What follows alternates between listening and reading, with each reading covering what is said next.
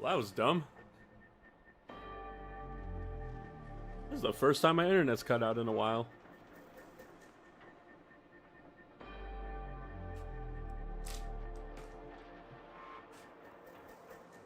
Yeah, hey, my my internet just decided as soon as I called my friend up. Yeah, I'm back. I'm sorry, my internet died. I don't know why. Literally, as soon as I said my friend sending me dumb things on Reddit, I open up Reddit and it kills my internet. So I'm just gonna not open up Reddit for the rest of the day. Yeah, my bad. I didn't mean for that to happen. I am actually thinking about upgrading my internet at some point. It's not bad, it's just like having more upload would be fine, and we've been running like the internet around here. Okay, it's because we live in California and all the electricity is getting used up, and also because things get damaged. His tower broke the internet. That's crazy. That's crazy, Grim. The man from the broken router. God, it's back on though. Hopefully. Yeah, I don't know why it shut off. I just realized it is 7 o'clock. I'm going to go check. We have a dog. He's a Doberman. He's very stupid. And I need to make sure he got fed. Because if he didn't, I'm going to have to deal with him crying. I'll be back.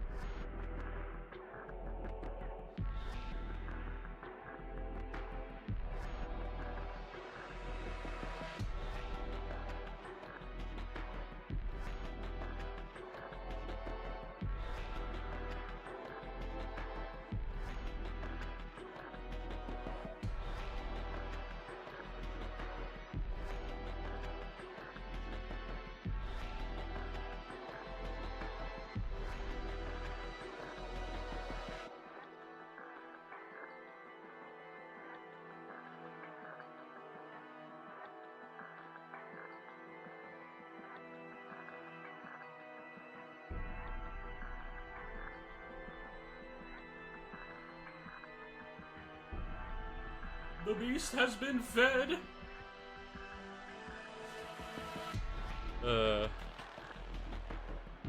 He fixed the tower, yippee. I irradiated. All my warp homies hate the shadow and the warp. That's literally what happened to me. I actually just got blasted by the shadow and the warp. So unfortunate. Yeah, no. The internet just decided to die. It's funny. It's just me and my other brother just using it. So I don't know what the fuck happened. Because it's not like we're in an outage. My internet almost 5 nights of COD record 69. I don't know if you even last half a night. I'm gonna be honest with you. It just sounds like a death sentence, frankly. God, this music is so fucking good. I'm pretty sure Archotechnia has Archotechna. Goddamn. Getting confused with all the fake 40k names for stuff. Pretty sure Archotechna has way more tracks than just the Mechanicus one, but the Mechanicus track is so good. I might actually get these Terminators done tonight. Famous last words. That's a real possibility. I am gonna have to find out where the hell I put those transfer sheets though, because I cannot do them with just. I think I did the Eye of Horus. Okay, so he has like the Eye of Horus, like the actual Eye of Horus, not the Horus Heresy one. I think I did it on him because he's a sergeant. God, dude, I wish Assault Terminators had better rules. We just don't. That being said, normal Terminators aren't exactly that good either. They just get +1 to hit on Oath of Moment, I guess. Which is pretty good, I think, actually. Never mind. Makes it so you're hitting Power Fists on 2s or Chain Fists on 3s. Can I change this to be a warmer light so it's not as blinding? Okay, but that looks pretty bad. That looks worse. The piss light.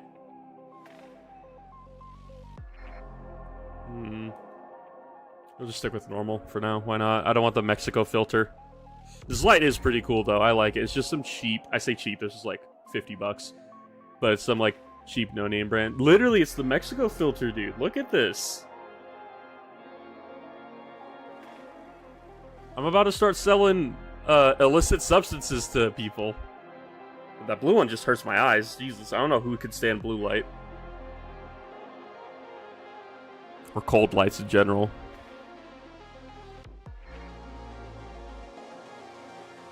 This guy seems pretty squared away.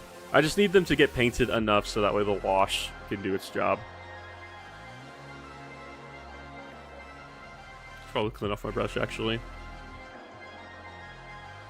Getting too gunked up.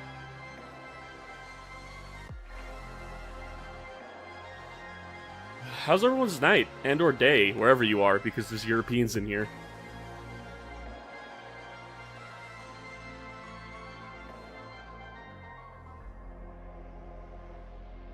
Jesus Christ, there's 10 people in here?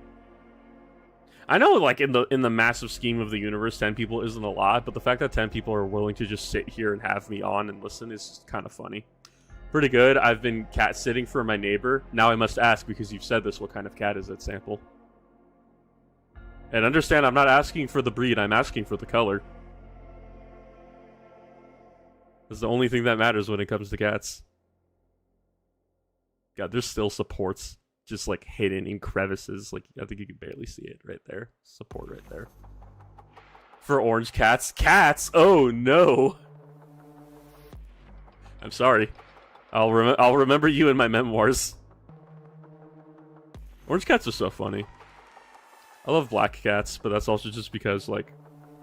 For my god. Down with the sickness, man, I hate Nurgle. I love Nurgle, but just at an arm's length.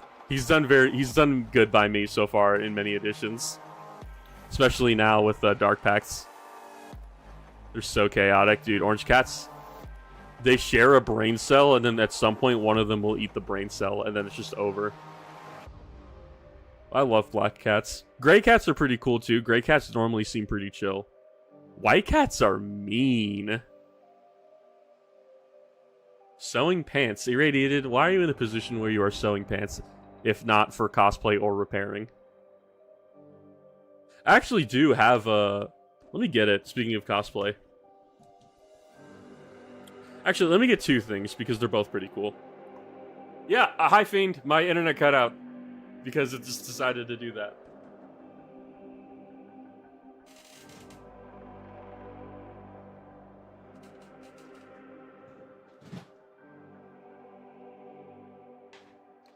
But I have...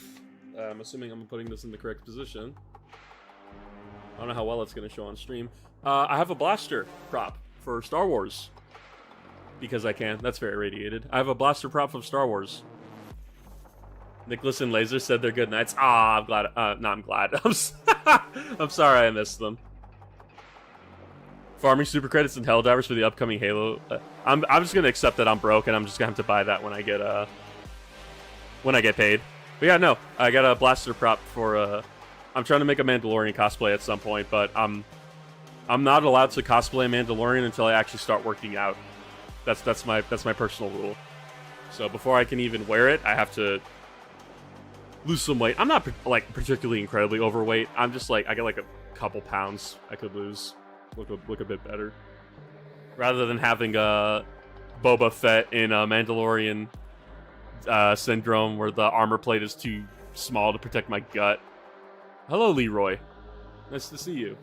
The stream ended up dying before you showed up, so we're kind of recuperating now. But that's not my favorite prop I have right now. This is my favorite prop.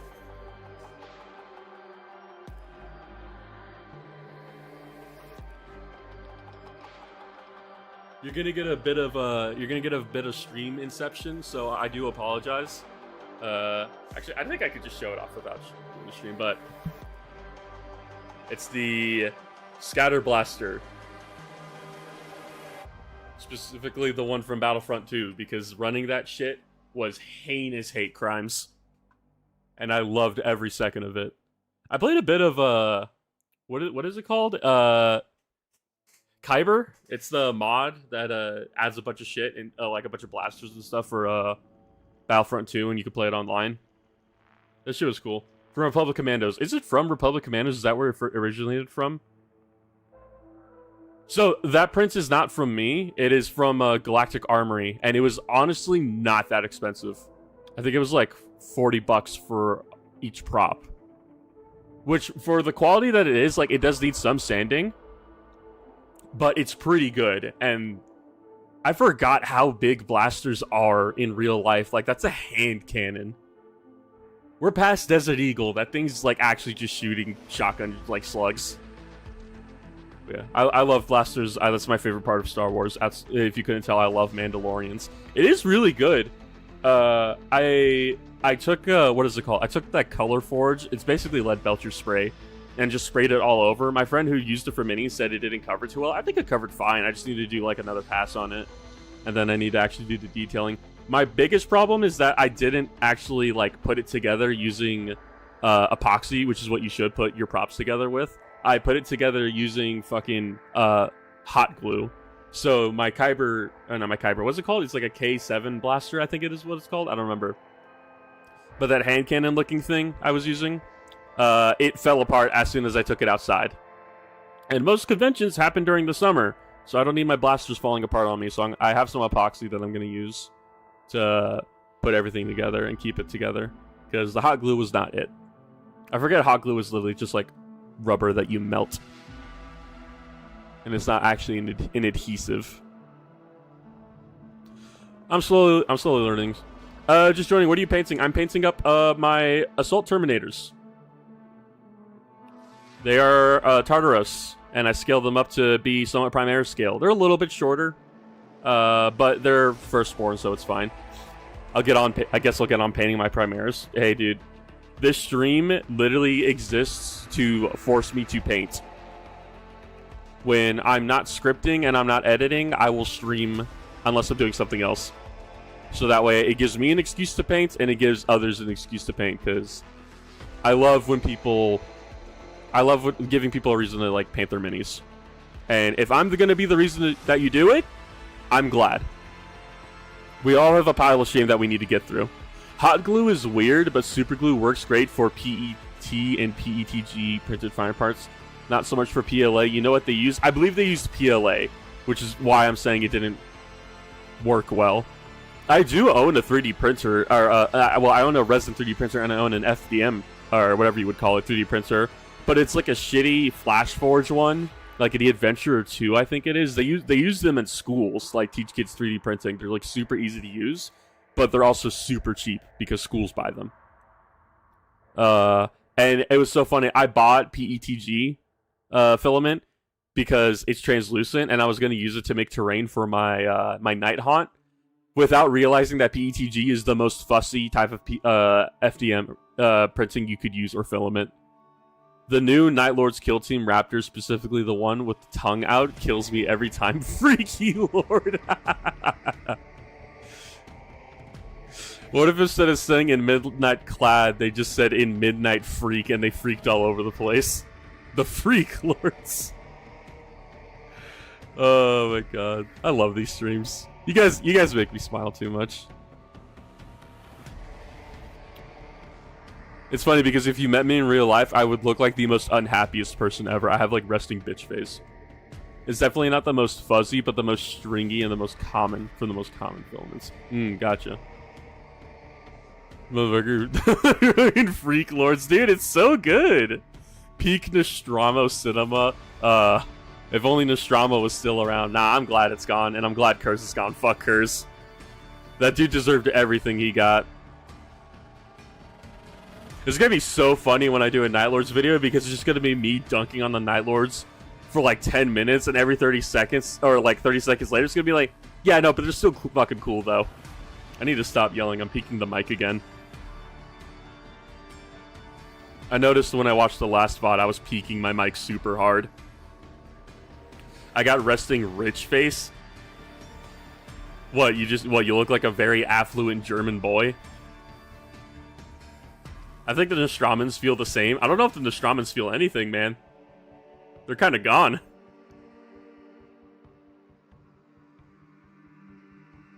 It's kind of hard to feel anything when you turn into dust. Laughs and Thousand Suns.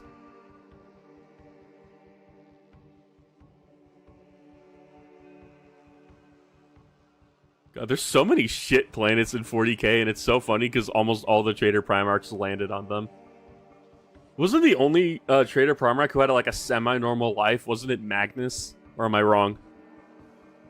Pretty white boy? Yeah. Hey, man.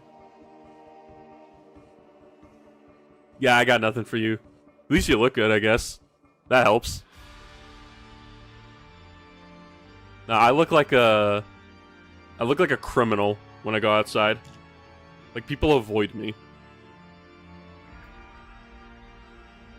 I got like drug dealer vibes about me. Magnus was good. What if a Primarch landed in Birmingham? He did. He's called Angron. I'm in a steaming fucking mood because I live in a shithole. Birmingham is a fucking shithole. I hate it here. Man in the Broken Cartel. I love how this is becoming a joke where everybody replaces Tower with something else. And honestly, I'm here for it. It's so funny. I just shook a paint bottle with the cap off. That was so stupid. Does anybody remember the 4chan 40k project about if the heresy never happened and the Primarchs were trying to tear it and the Emperor made kids for them to raise it? It was a high school anime? Rat Boy, did you take your meds today?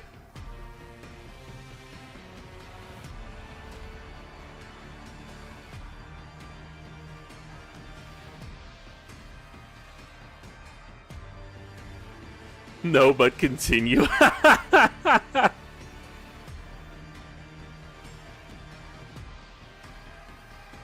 You know what that sounds like to me? I don't know how many people here have watched Naruto. I don't like Naruto. I genuinely think it's bad. However, when they continued the worst thing, which is Boruto, that reminds me of the fact that Orochimaru canonically retired and had a kid. Which is just fucking insane to me. 4chan gets up to some interesting projects. Dude, were you there for the time during... I don't know if you browse subreddits, but were you there for the time during Grimdank where people just, like, started thirsting over female Primarchs? And they made a whole subreddit about it? There was a 1D4chan article about it, Warhammer High, there was a TTS anime opening for April Fools. That's so funny.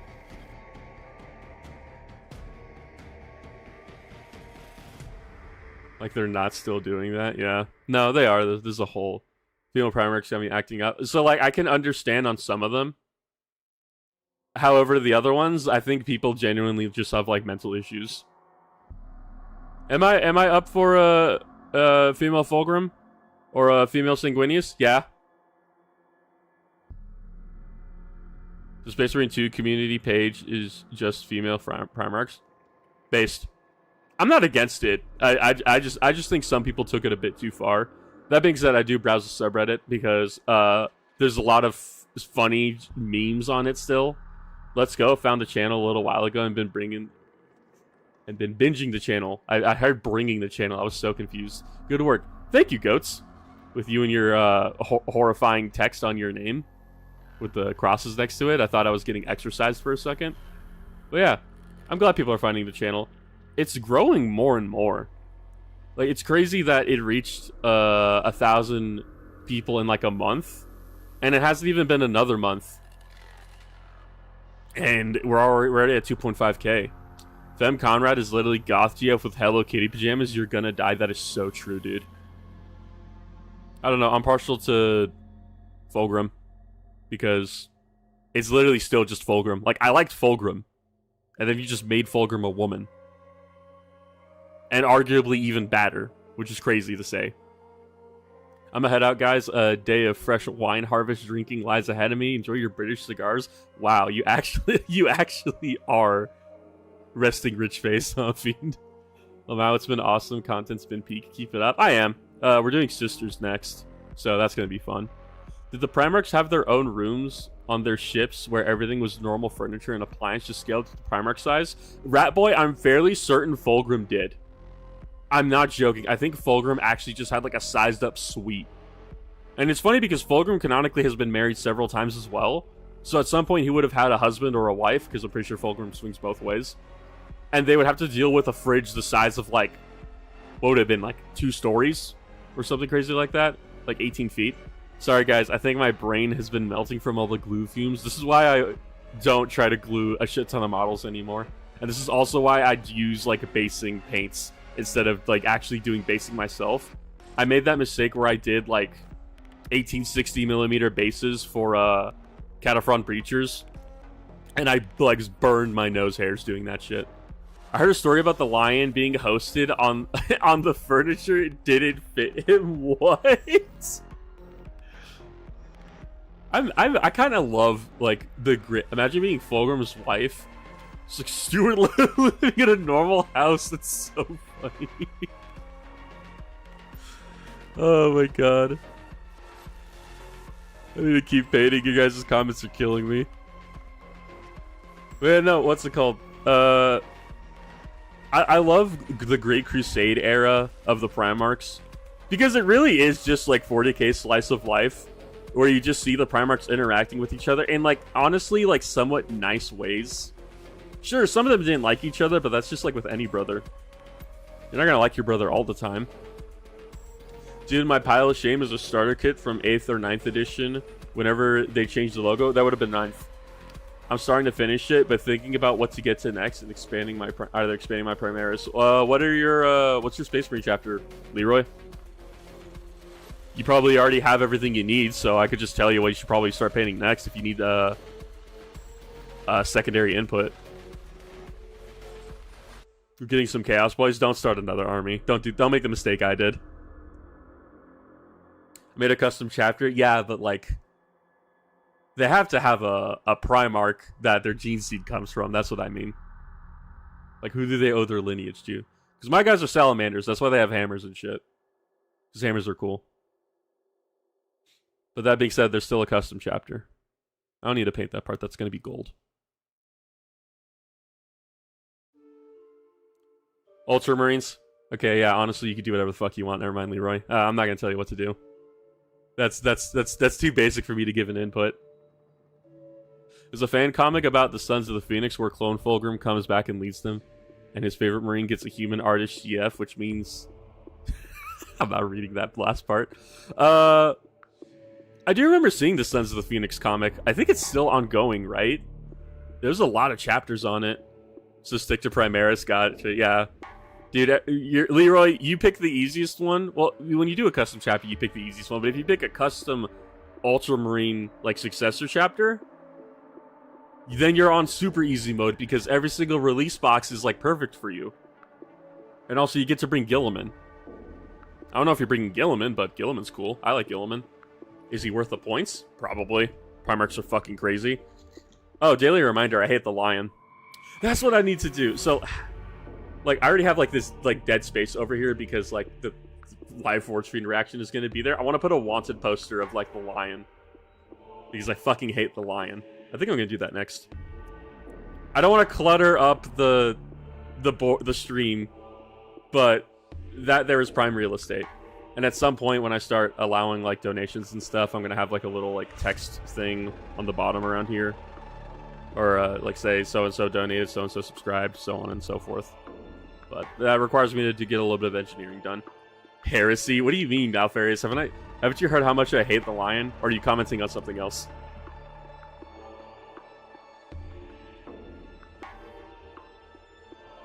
Oh, there's still a bit. This is going to be gold. I don't care. I started painting Ultramarines 2 years ago, but I got bored of painting blues, so now I've got a few Marines, random chapters of Squad Elementals, and I call them the Super Friends. Valrak did that for his army. He did a bunch of different Iron Imperial Fist chapters, and they were the Last Wall Protocol. That shit was sick. I think he gave that army away for a charity event. So he doesn't have it anymore. And then he just started painting his Imperial Fists again. I really like how Valrak actually paints his Imperial Fists. Yeah, Heresy, I know. Well, actually, I'm already Chaos, so I'm already Heresy. But when someone paints good, I can't help but compliment it. I don't care if they're on the other side of the trench warfare. Good painting is good painting.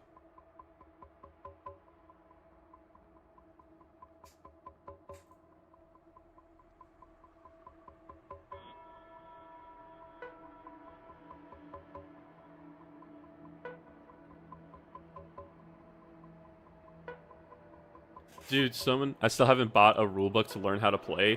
What Primaris do you all think? Well, you mean Primarch? As far as I know, who is it? We were just talking about it earlier as well. Fuck.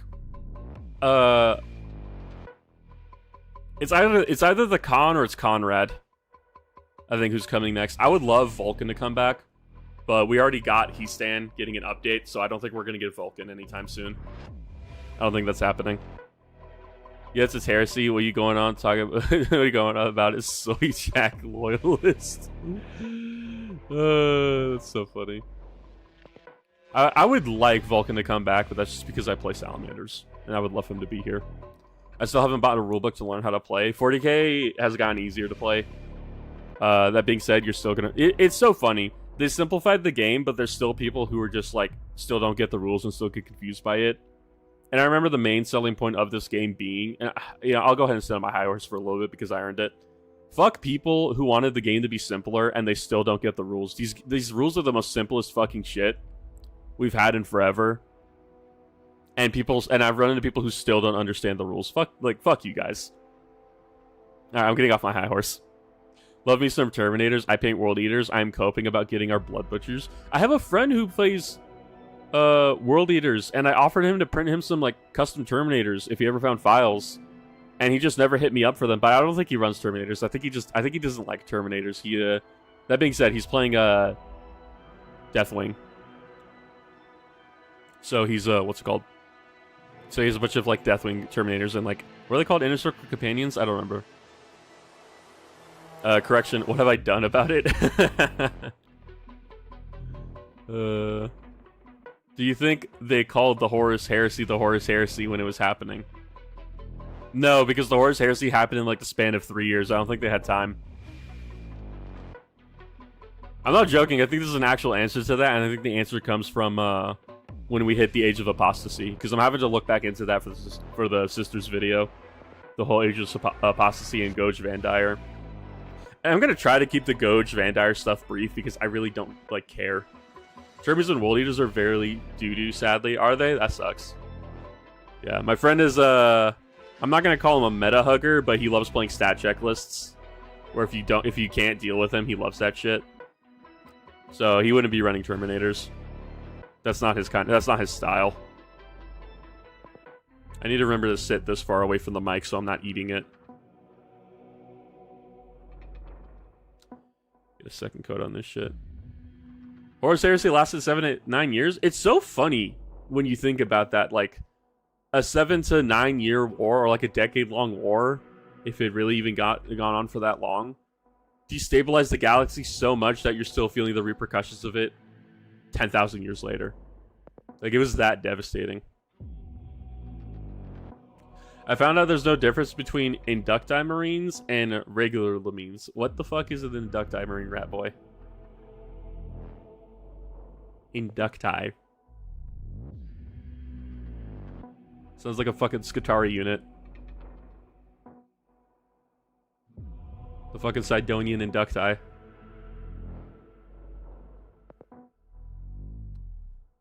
What do you think of the Henry Cavill show is going to be about? I think it's going to be CGTR of Age of Darkness. I'm fairly certain the Henry Cavill show is going to be Eisenhower. It's such an easy intro into 40k. I think that's what it's going to be. I'm pretty sure it's... They showed off some symbols. Inducti were cheaper Space Marines. That's... So what? Like in the in-between of Space Marines and Thunder Warriors? Is that what they were? Cheaper Space Marines. Unless you're talking about models, then I have no idea.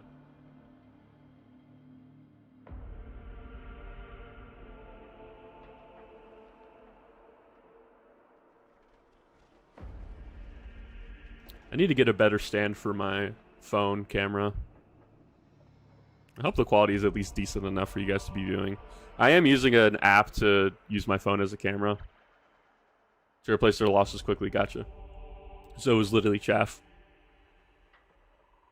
I'm using an app to use my phone to be able to be used as a camera to stream because...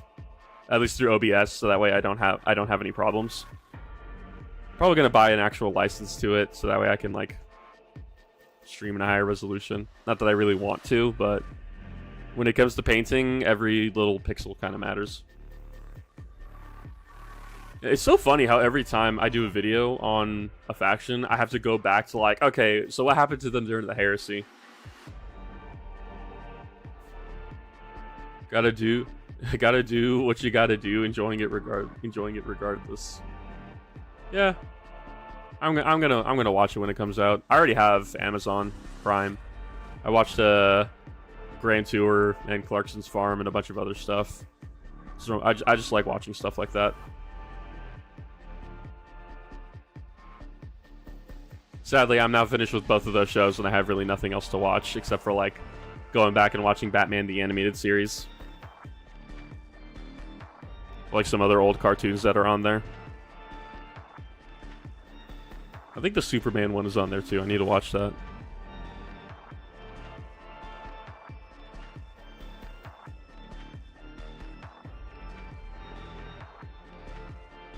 I'm going to sleep. Good night. Good night, Grim. Thanks for stopping by. I always appreciate having people come over, even if it's just to say hello. Reminds me that every single time I even get one view on a video, there's actually like somebody watching it.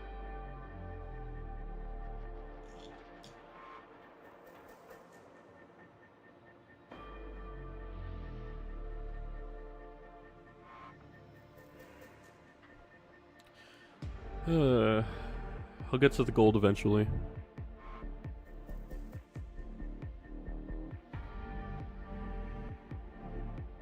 Did you hear about Mr. Bones' house burning down? I did. I actually posted on the community tab, letting people know what happened in case they hadn't heard about it and they wanted to go donate. He's fine though. Well, he's not fine. It's still pretty traumatic, but he's financially more stable than he once was. His GoFundMe just got skyrocketed, so he's at least going to be somewhat well off, and he's already finding new housing. Thankfully, he had something else that was lined up. Yeah, his rats also got out of the fire, thank God. Yeah, no, Leroy, he posted about it a week ago, and he posted an update video. He's fine though. I'd say go look at it, and I'm pretty sure the Kickstarter already closed. Oh, not the Kickstarter, the GoFundMe already closed. So he like, what was it? His goal was 10,000 Canadian, and everybody raised him like 60. It was supposed to be split between him and his roommate because his roommate literally lost everything. But they're both pretty well off now. I don't want to say well off. He explains it in his video. I think some of his minis survived, but anything that was cardboard just died. So like any tokens or anything like that, I'm pretty sure he said some of his minis were good. But it was like 2 sections of the house that didn't get destroyed. Was somehow his bed and 1 corner. I don't want to say it's funny, but it's funny because like you just kind of have to laugh at these things a little bit. When I was looking at pictures of his house after the fire, after it got put out, I don't know if you guys watch Amazing Digital Circus or if you care. I'm not going to talk about it that much, but there was like a Pomni plushie on the ground that got consumed by the fire. It made me sad. Pomni didn't make it out. She's never going to leave the circus. I never want to make fun or light of someone's situation, but I think he's gonna make it. I think he's gonna do okay. But yeah, no. In his update video, he was talking about like how it was like a rough fucking week. Like he dislocated his knee, was in bed for like 3 days, and then on the 4th day, the house started burning down. Humor is the best medicine. That's what I've learned when I started working in my job.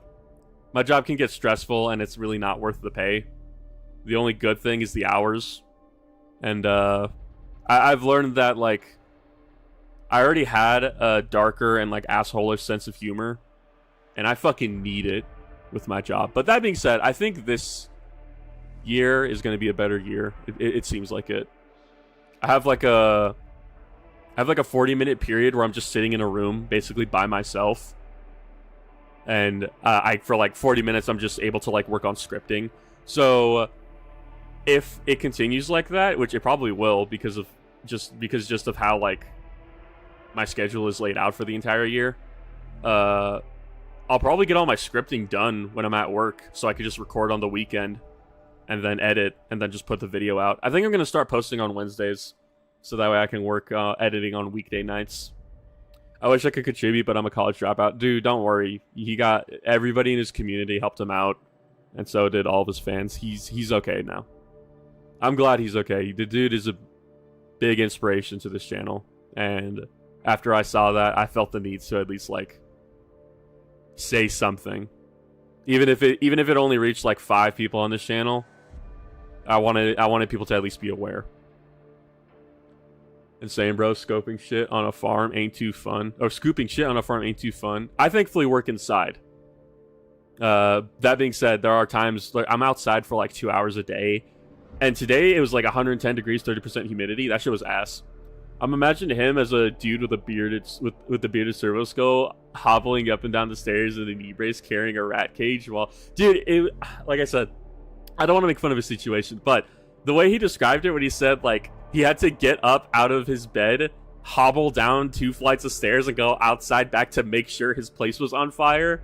It's a messed up situation, but it's also kind of funny. But no, he's gonna find new housing. He was gonna start up making videos soon. He got more than enough money to replace his computer and everything that he needed. That being said, I do think his hard drives got fucked in the fire, but I also think he might be able to get some the data recollected on it. I forget what the service is called, but you could try to like take a busted up hard drive and get the shit off of it. What is the YouTube channel that made a functioning Servo Skull? I don't remember. I'm also thankful Mr. Bones is okay, but I do know what you're talking about. Sample the Servo Skull statement. I think they literally named it Yorick. It's a very basic it's a very basic heavy quotations AI. It's basically just like a Siri, a lesser version of a Siri. Does a few command prompts. It's cool. Seems like a cool little pet project, but I don't know. I'm not exactly one to chill for AI services, but I feel like you could just like get a Chat GPT model and then just give it a text to speech and just work off that or something. I don't know. Engineers are weird. They want to do everything from scratch. Like I said, I'm not shilling out for AI here. Servo Skull, play We Burn by Sabaton. Servo Skull! I can't think of a joke right now, actually. They do a lot of biological stuff, so they're going to try to make it technically alive. That sounds awful, but sure. We saw a video of a girl with a robot arm and she can control her hand without it being connected to her arm. The flesh is weak and the machine spirit is real. It really is, though. There's been so many times where I'm sitting in my truck. I have an old beat-up truck, and I'm just like praying to it it'll work, and it works sometimes. One time it did it, but that's because it literally had like several like cables and the water pump was like broken.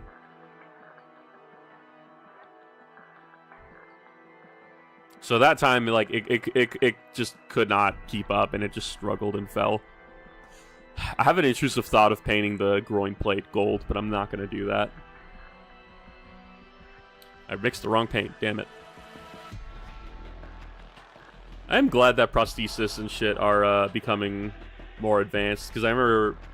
Not I remember, but I know back in the day it was literally just like a wire on a wooden armature. That was literally it.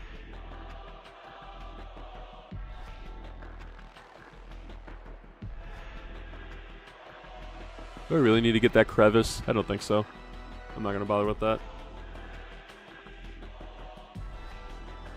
I'll be the only person who knows it's there. No one else can see it. God,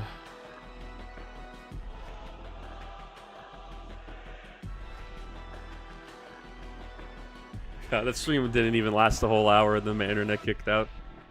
That's so funny. For anybody who's in the chat who cares about giving input, what should I talk about in the sisters video? Because I know a bunch of people, I'm gonna get a bunch of comments of people saying, you didn't talk about this. And it's like, brother, Bricky and DK with an hour still couldn't get through all the points. I'm not gonna get through it in 25 minutes.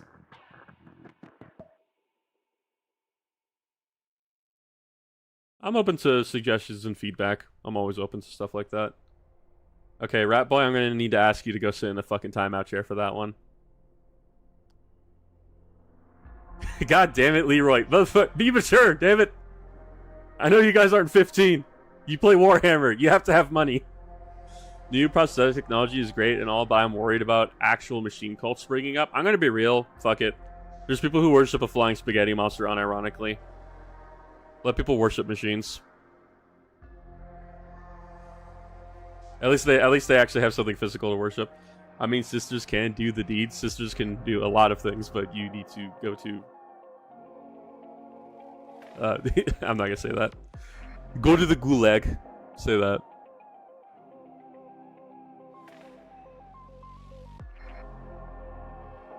I mean, actual things. I am gonna talk about Saint Dominica and her killing Ghost Van Dyer because that quote just goes hard.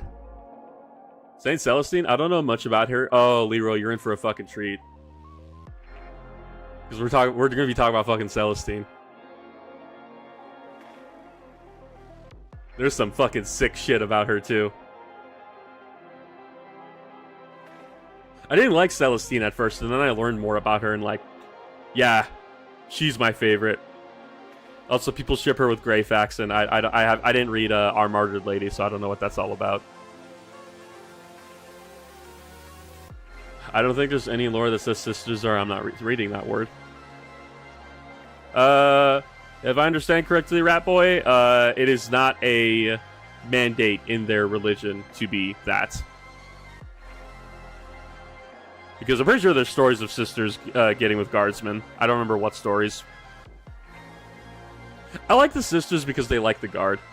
Yeah, they're allowed to, because, you know, humans kind of need to repopulate. A lot of humans die. A lot. Believe me, I know, Sample. Do you know what a woman is? Or a man? I don't know what gender you are.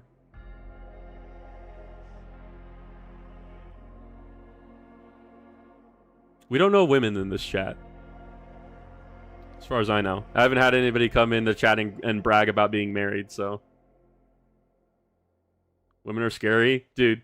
Sisters are fucking like this is the meme of like I'm scared to talk to women. If there's a woman you should be scared to talk to, it's not even an inquisitor. You should be scared to talk to a sister. I mean, I have 2 sisters and they both terrify me. That's funny. I have no sisters in my family. My family is all brothers. In some ways, I'm glad I didn't have a sister, but also sometimes, I don't know, it might have been cool, but nah. Especially now, when I'm older. I don't want to deal with that shit. Women are cool and all, but my civic plasty spacemen speak to me. That's so real, Alfarius. All my friends are women, and I still don't know how to talk to women. It's like, I work with a lot of women, and I genuinely have a hard time explaining to them that guys are stupid. Like, we're dumb. We're like, I always feel bad for my mom raising all of us boys. Yeah, it's rough. My mom figured it out around the second kid. Kinda. Heavily, kinda. But, no, I try explaining to all my female coworkers, like, how stupid guys are, and it's just like, we're not as smart as you think we are. Like, we mostly existed to build and fight wars for, like, what, 4,000 years? And only now have there been, like, actual innovations, and some of us are still smart. And even then, when we're smart, it's usually because we're autistic and we don't understand social cues or anything. I still wave hi to people who just, like, look at me. Apparently girls you're dating think it's weird when you're a guy who's friends with a girl. It depends on the girl. That one's not a... That was just a it depends situation. The only smart men are World War II and Napoleonic autists. I don't know if MacArthur was an autist, so... For now, your statement is true. So MacArthur gets outed as an autist, and I'm going to say you are right. If MacArthur gets outed as an autist, you are wrong, because MacArthur was an idiot.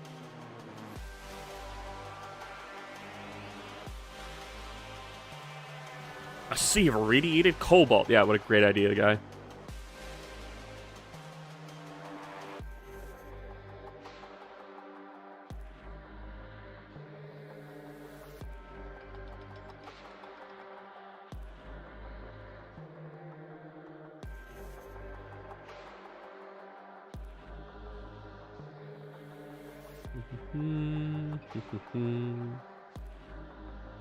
We should have let him cook with his... No, Rat Boy, we should not have. We did not. No, not for the meme. We did not need him escalating an already awful situation. A lot of people don't remember that the Korean War was actually, like, pretty bad. Like, sure, we didn't suffer that much, but Koreans fought hard for their home. And it kept going... I'm pretty sure MacArthur is the reason that the Chinese started intervening, because he's like, oh, let's push through Korea and let's go to China. And then we started getting onto the border of mainland, like 40 miles within the border of mainland China. And it just prompted the Chinese to come over and start defending their territory. MacArthur was an idiot. Just hands down, he is a dumbass. I'm all for the meme, but when it comes to a dumbass being reckless with the lives of his soldiers and the people around him, I'm not into that. America fuck yeah all the way, just not MacArthur. There's a lot of generals who not as gas as they seem. Patton was a dickhead. You kind of needed him a little bit, but he was kind of a cocksucker. I should do the black before. No, we'll do the black after. We'll start doing the gold. Okay. Remember when he abandoned all of his men in the Philippines? Oh, I remember. Not a fan.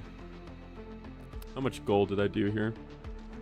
Eisenhower was a really chill dude, and there's also that very zesty picture of him in his like dress uniform, posing like a 1950s model.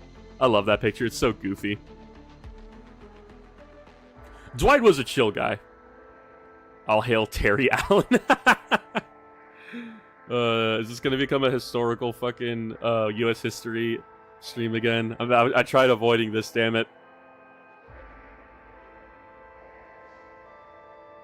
I'm gonna start doing gold. I'm gonna actually get in on this one.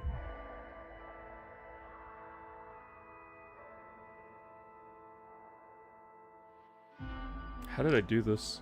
I think I just chose a point to cut off at, right? Kinda. I'm gonna try to not scream as much because I'm really close to the mic now. We like Ike, we like Ike. Hell yeah, brother. We do like Ike.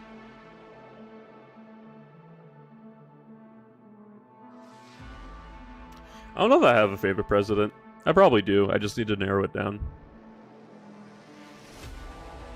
I was watching an interview with an old World War II Marine, and he said he picked the Marines because he thought the blue dresses were the combat uniform. The PSYOP literally worked. That's so funny. I like that. Oh, I'm not showing everybody what I'm painting.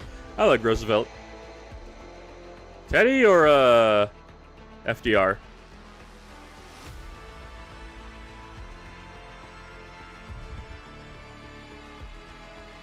FDR I have respect for, but he's not my favorite.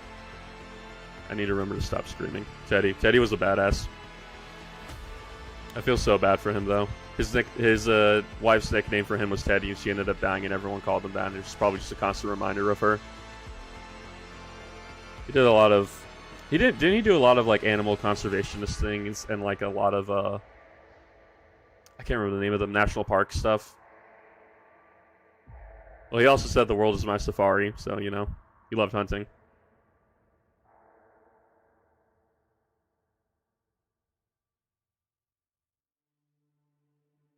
He is responsible for national parks. Hell yeah. I like that.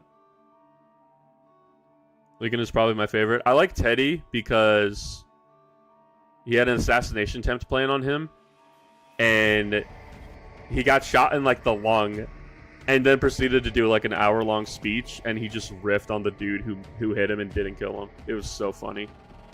Lincoln's my favorite. FDR is funny to me because of him getting polio. It's funny. FDR, when he got polio, like, it wasn't a well-known thing. I don't think it was known until after he died. Like, it wasn't publicly revealed. But, on the... what was that ship called? Was it the William D. Portman? They were transporting him across to... what was it? The Munich Treaty or whatever? I forget the name of it. And... they had a hot tub for, FDR. I believe he left a bullet... I believe he left that bullet in his chest for the rest of his life. Teddy's a fucking beast, dude. I love Teddy. And yeah, Night at the Museum. God, that was such a good movie. The second one was good too, honestly. I remember not a lot of people liking it. I liked it. Night at the Smithsonian. I don't think they ever made a third one though, and if they did, I've never seen it. And I might have to actually, if there is a third one. Night at the Museum movies were fucking sick though. Put more paint on my brush. Probably just eat the mic a little bit and talk quietly. Yeah, I don't know if I have a favorite president. George is George is always going to be up there because, you know, he was the first and he was willing to step down from his position. Fan of a fat electrician? I am a fan of the fat electrician. Andrew Jackson belongs in 40K. Andrew Jackson belongs 20 feet in the fucking dirt is where he belongs. If there is a president I genuinely hate, it is him. The dude was so reckless. Like, I'm not gonna get political at all, ever in this channel. I've seen comments on the Iron Warriors video, specifically when I talked about like toxic masculinity a little bit. I'm never gonna get political on this channel. That being said, if you want a genuine awful president, it is going to be fucking Andrew Jackson. He was a piece of shit. I remember on Twitter when Twitter being mad when Rami Malek was playing the Pharaoh in the museum because he was white when he's literally Egyptian. Didn't he also play a character in The Mummy? And fucking people thought he was white again? It's so dumb. His name is literally like Rami. That's like close to Ramses, bro. That's his whatever. Yeah, no, Jackson was a piece of shit. And you know what's the only good thing about Jackson? I forgot what specifically he tried to do, but it was like he was trying to stop the federal government from interfering with banks or whatever, and try to keep them all as private organizations or some shit like that. I can't remember, but They keep them on the $20 bill out of spite. And I fucking respect that. Fuck them. I remember there was a whole discussion, like, what was it? A few years ago. I'm going to try to talk quietly again. There was a whole discussion like 10 or 5 years ago of people saying we should put somebody else on the $20 bill because we hate Andrew Jackson. And while I do hate him, he is kept on that bill out of spite and for no other reason. Because fuck him. He was a snafu in the Pacific. He also nearly reignited another war because he decided go big or go home when he found a bunch of British soldiers in, what was it, Florida, and killed them. Fucking idiot, man. I know he didn't realize the war was over, but God, he's such a dumbass. The only cool thing I'll give him is that the dude threw down when it came to duels constantly.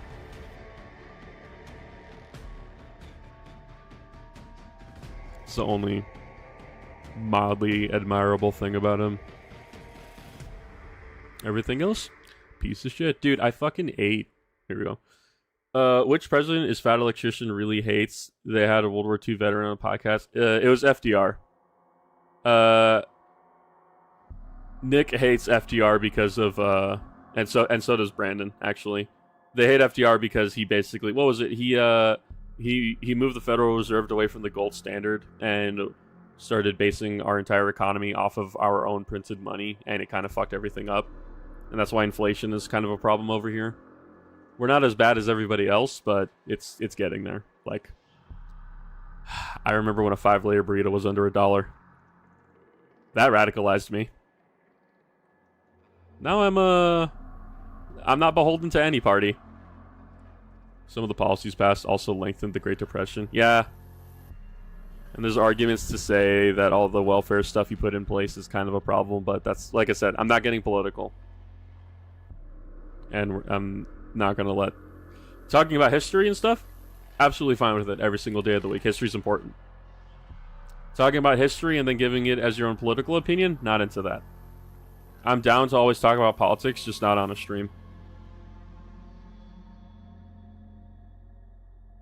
The hobby is supposed to be a fun place for everybody to not have to think about the real world.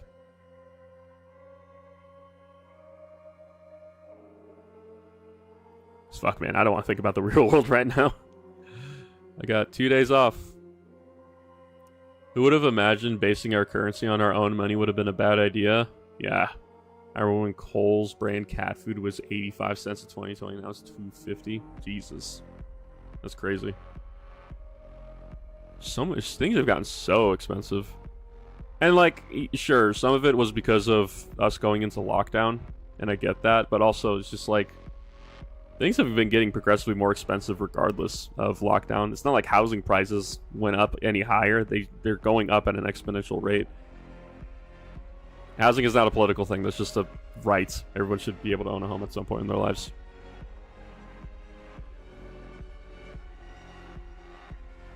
Stand by that one. Am I ever gonna need to get these angles? No, but I'm gonna paint them anyways. You know, basing our currency off of nothing was a bad idea. You convinced me to paint my lictor I printed last week. Do it. This is the time to paint. If you're able to, you're in this stream and you're listening, I want you to paint with me. Even if I can't see it, it just the fact of me knowing that you're getting something done makes me more happy. God, I have to do it. I'll tell you what's not making me happy, doing all this gold. Take fucking forever. Bro, I live in a working class suburb where people are asking for almost 1K a week for a normal 3-house, 3-bedroom apartment. Brother, I wish I had that. Oh wait, 1K a week. I'm stupid. I thought you said 1K a month. That's fucking crazy. $4,000 for a fucking... So the house I live in currently, it's decent. I wish it was better. I miss my old house. We had to leave because when that tropical storm hit in like, what was it, 2023, I think it was. It was a hurricane down in Mexico, and it came up our way and it became a tropical storm. When it hit, it like literally started cracking our roof in half because California houses are not made to withstand tropical storms. So we moved out because the landlord didn't want to repair anything, and he did a shit job the first time around, so we're in a new place. And it's okay, I just miss my old place. I really liked where I lived. I like where I live now, but I really liked where I lived earlier. And the rent was cheaper. Because obviously I don't own a fucking home. I live in California. I rent.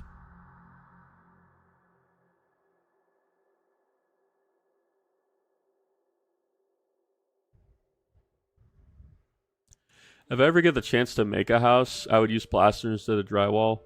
Being landlocked has a certain appeal to it. I like being landlocked. I don't like being anywhere near the water. Being landlocked is good. That being said, I mean, I say this. I'm used to earthquakes at this point. I was paying $1,000 rent for student housing when I was in college. A month?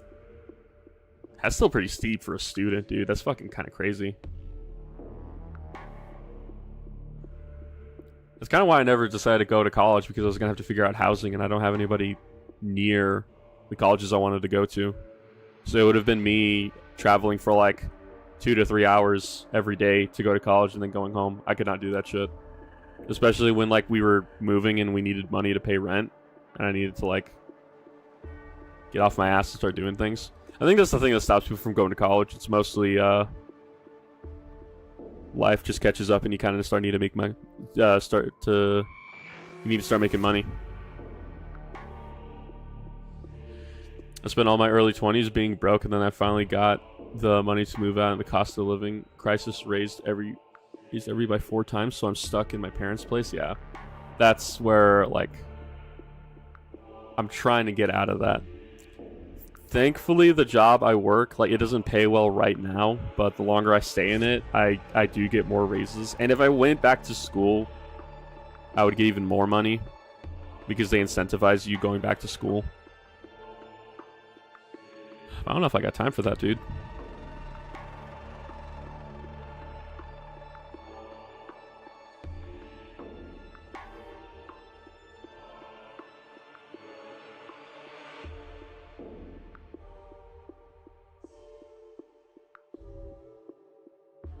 Like, I can understand everything getting expensive just because of, like, you know, how inflation works, but it's kind of ridiculous now. I did get how it is in other states, but yeah, I was lucky to get $1,000 monthly rent. I know folks who paid double that. So just for the week, I'm back. Welcome back, Laser. We're talking about the housing market, because that's just what we do here, I guess. God, I'm getting so fucking old. I'm to the point where I'm having conversations with people online about the fucking housing market, dude. What the fuck is wrong with me? Yeah, no. My dad owns a property. I think I said this before. I lived in Oklahoma for a little bit when I went to go visit him. He still has his property out there, and he's been renting it out to some people. And I'm like, I heavily considered for a long time moving out to Oklahoma. I wouldn't, because tornadoes. That's just something I don't want to deal with.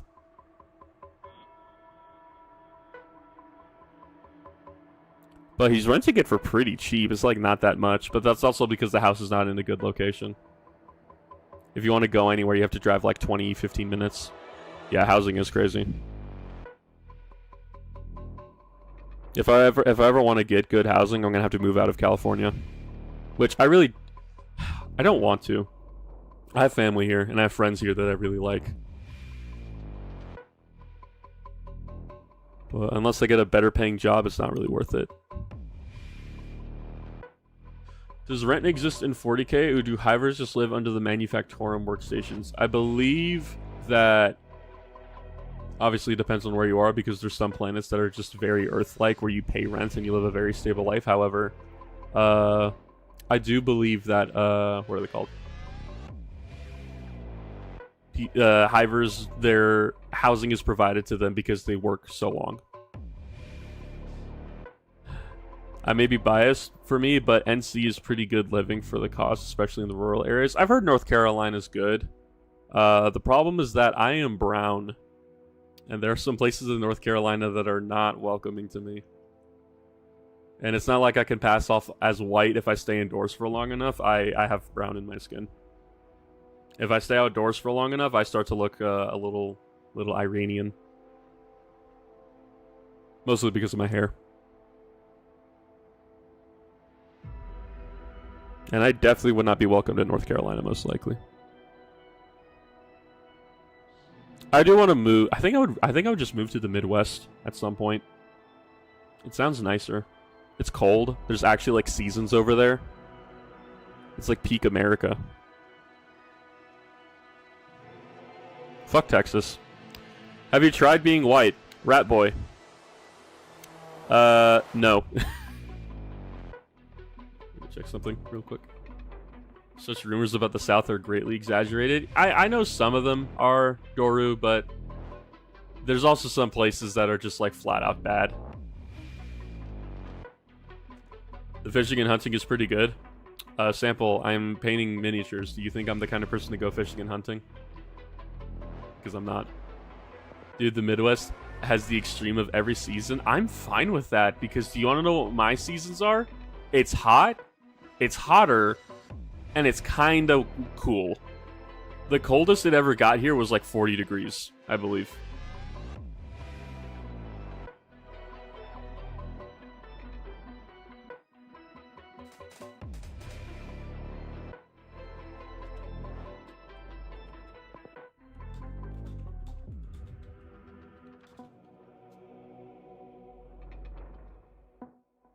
I think I would like to live in the Midwest. I just don't know where. I don't think I would want to live in Michigan or Minnesota.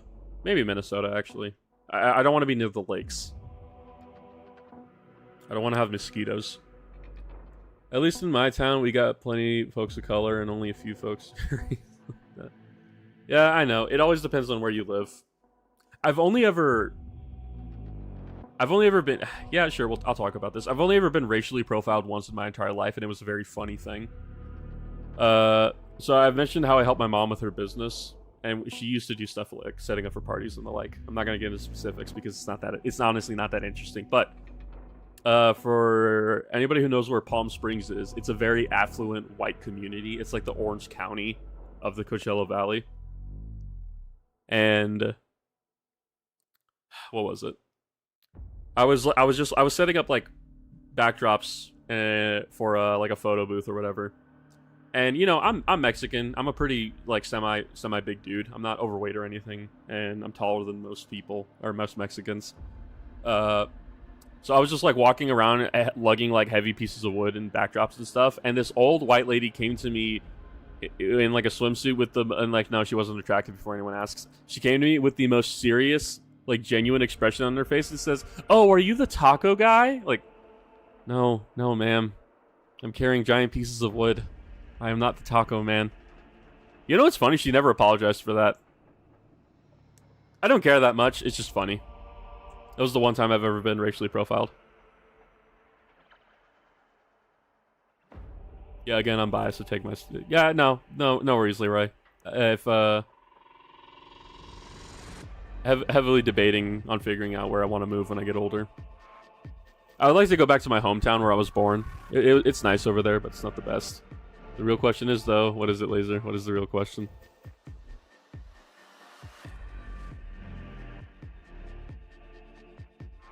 I'm interested in your question now.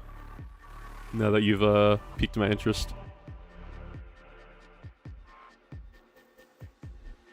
Do you have tacos? Because I'm hungry as fuck. I actually don't know what I'm going to eat tonight. Which is funny because I should figure out what I'm going to eat soon because it is about to be 9 o'clock at some point, and Mexican food goes hard. It depends on the Mexican food. Fajitas, enchiladas, chilaquiles. I don't have a Mexican accent, so don't expect me to speak it in Spanish. But all that shit, good. Tortas? Nah. Not good. But there is a lot of good Mexican food out there. I think I like fajitas the most, honestly.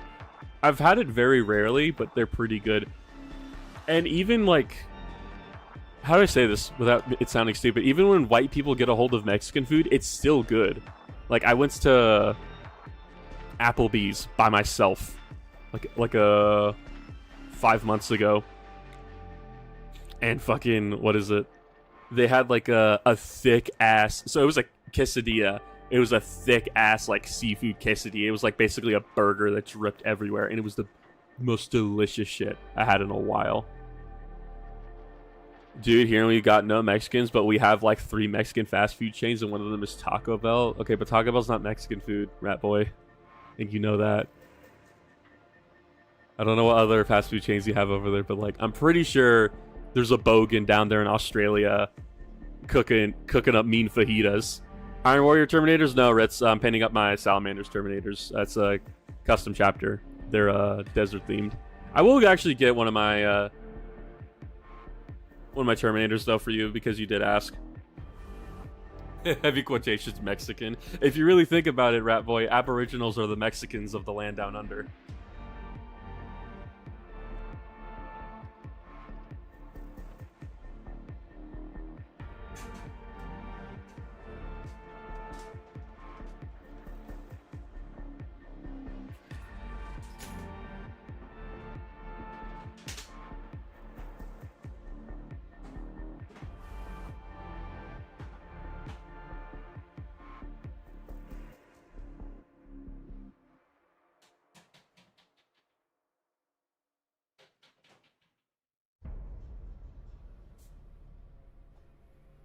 So Ritz, because you asked, it's not a Terminator, it's my Abaddon proxy.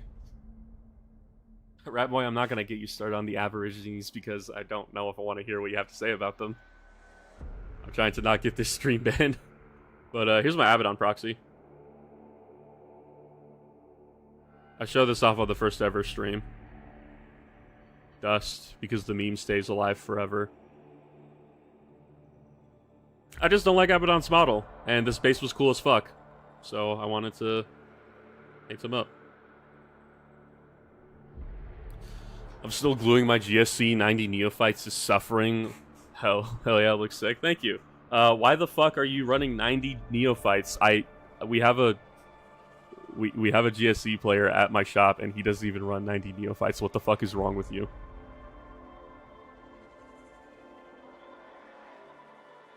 I have to remember I'm eating the mic, so I have to be more quiet.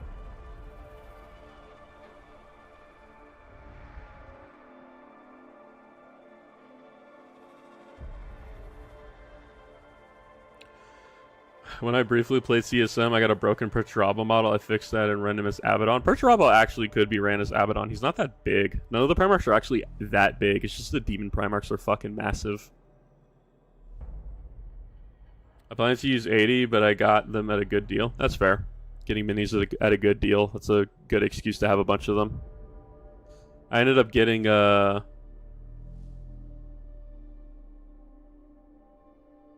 Alright, Rat Boy, I'm not going to read that, but just know that I'm not going to say that out loud, but just know that I read that and I don't know what to say.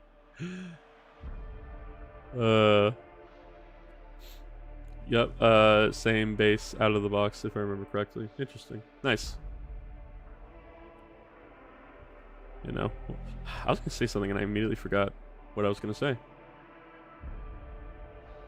Oh yeah, getting a good deal on. So I remember when Leviathan, the starter box came out, and I ended up heavy quotations pre-ordering a bunch of minis that I wanted from it, and I got like 30 Infernus Marines, the Biologist Petrifier, and I got all that shit for like, what was it, $120?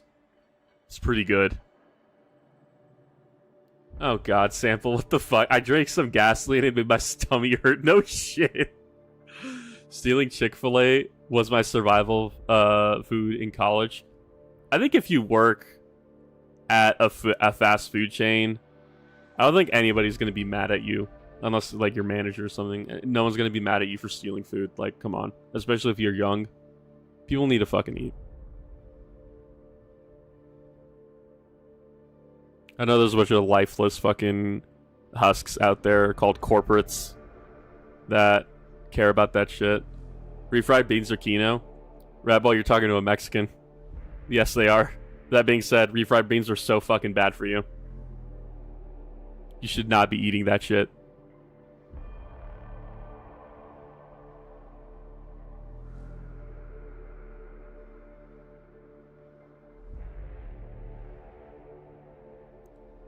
But they're so tasty. Ritz, stop it. It was the school's food court, so they couldn't do shit. That's so funny. Your school's food court had a fucking Chick-fil-A? I'm eating a jar of horseradish right now. Sample. Fuck, I hate you. What the fuck? That's... That's so... What do I say to that, man? Just like, oh yeah, I too partake in jars of horseradish. No, man, what the fuck? Oh no, Laser has a thread going on. What's here? My first run in college, I had a part-time job selling car parts. A classmate who drove an old BMW needed a fan clutch, so I brought him one using my employee's discount/credit line, and he bought me lunch every day for a year. That's a good story.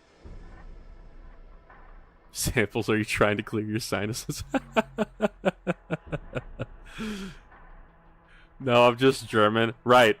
I keep forgetting you're German. Never mind. Continue with the horseradish. That's like the Lay's potato chips for you guys.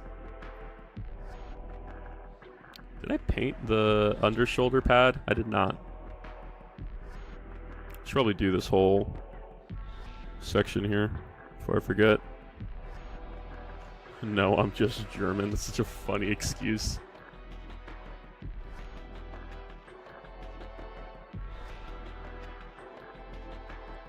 I can't eat spicy food, not because it's too hot, because it turns me into a snack goblin. Some people are really, really heavily affected by capsaicin, and I don't know if I'm one of those people, but I don't particularly like spicy food, despite being Mexican.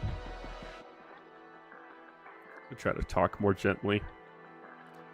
My brother used to finish work at breakfast time by Chick-fil-A every morning. They must have thought he was homeless because they gave him food for free. That's so funny. You gotta hobo max to get the free meals, bro.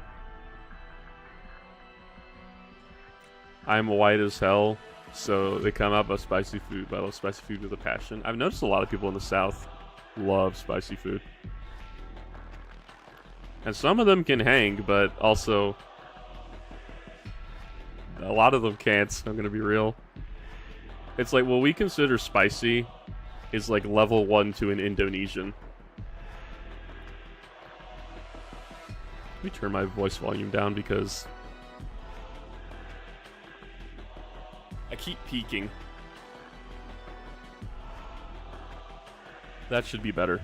Yeah, that should be better. I can actually eat my mic now without it peaking every time. Never got a Chick-fil-A or a Wendy's when I went to America, and I feel eternally.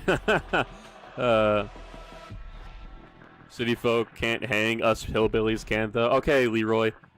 I want you to actually eat like Indian curry, like real Indian curry. And I want you to come back to me later and tell me how that went. Yeah, Indonesians are built different. Thai food is peak spicy. Yeah, I have a friend who, he doesn't play Warhammer much anymore, but when he did, he would always, after beating my ass, go and eat pho. Every time. Fucking piece of shit. I've talked about him before on the channel. He's a cool dude, but fucking he existed just to beat my ass. Yeah, I don't eat much spicy things because it's not for me. I'm talking some genuine Indian curry. Okay. All right. I choose to believe you.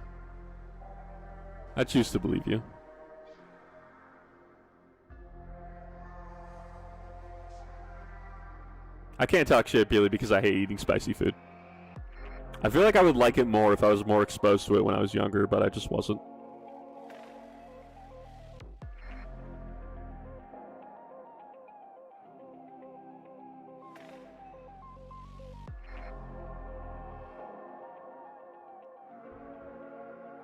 God, I'm gonna have to fucking research all of the saints from the sisters again. I completely forgot about all of them outside of like Celestine and Dominica. I went on a date with a Sri Lankan girl one time and complained Australian food didn't have enough spice to it, and I had to autistically defend the food of my people. Needless to say, I never saw her again. Yeah, man. You defended Australian food. I know it's not as bad as British food, but like, what are you defending? Be real with me.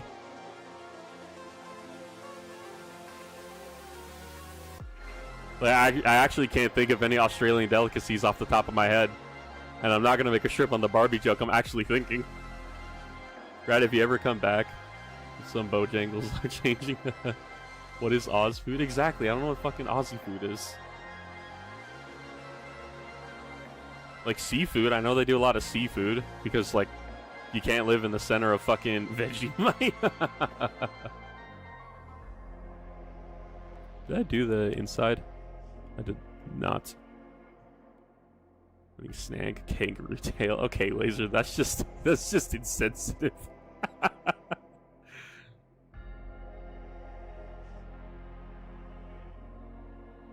trying to remember why I don't like this paint. It did not cover that well. Laser is a verified Chad, let it be known, apparently.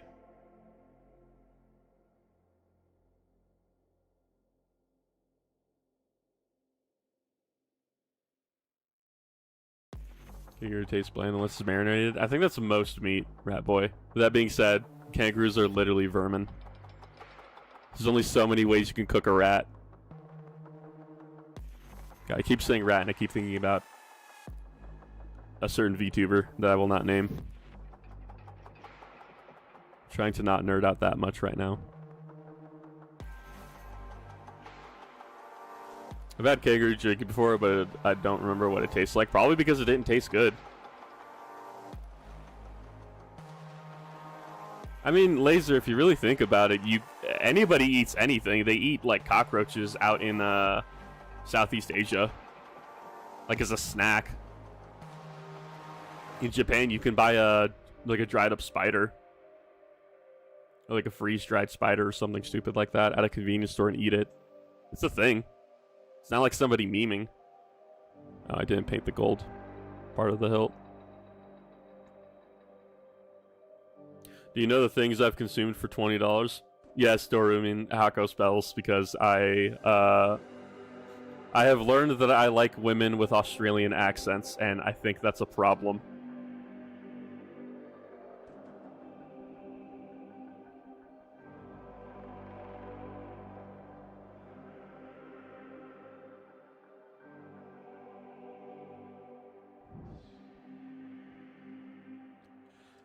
Anything for the protein goals. It's so funny.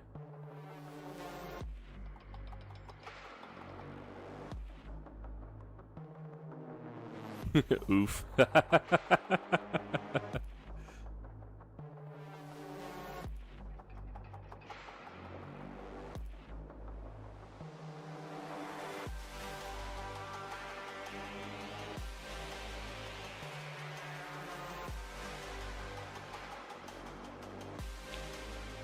Australian in a saw trap, you're like, "Arr, nar, it's Jigsaw." God damn.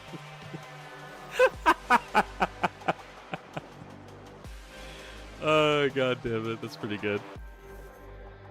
I love how Bay says, "Oh no," it's the funniest shit, especially when she's raging. She doesn't rage that much anymore, I don't think. But when she played through Sekiro, that shit was golden.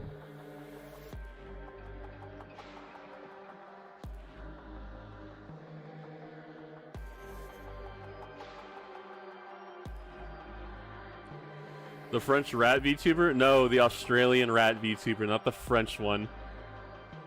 Hako spells.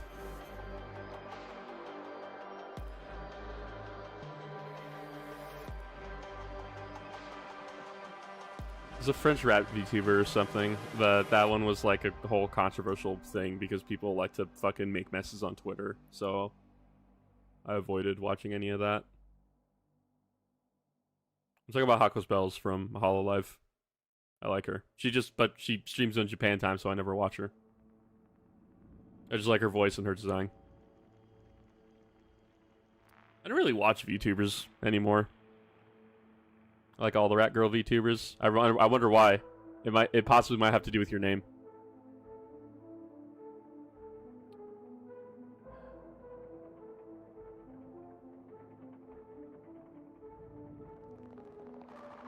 More Ratkin, yes, yes. I will do a Skaven video eventually. I love Skaven. Pippa is an honorary rat status. Pippa! Yeah, controversial opinion. I don't like Pippa. There is such a thing as too much mental illness with my VTuber.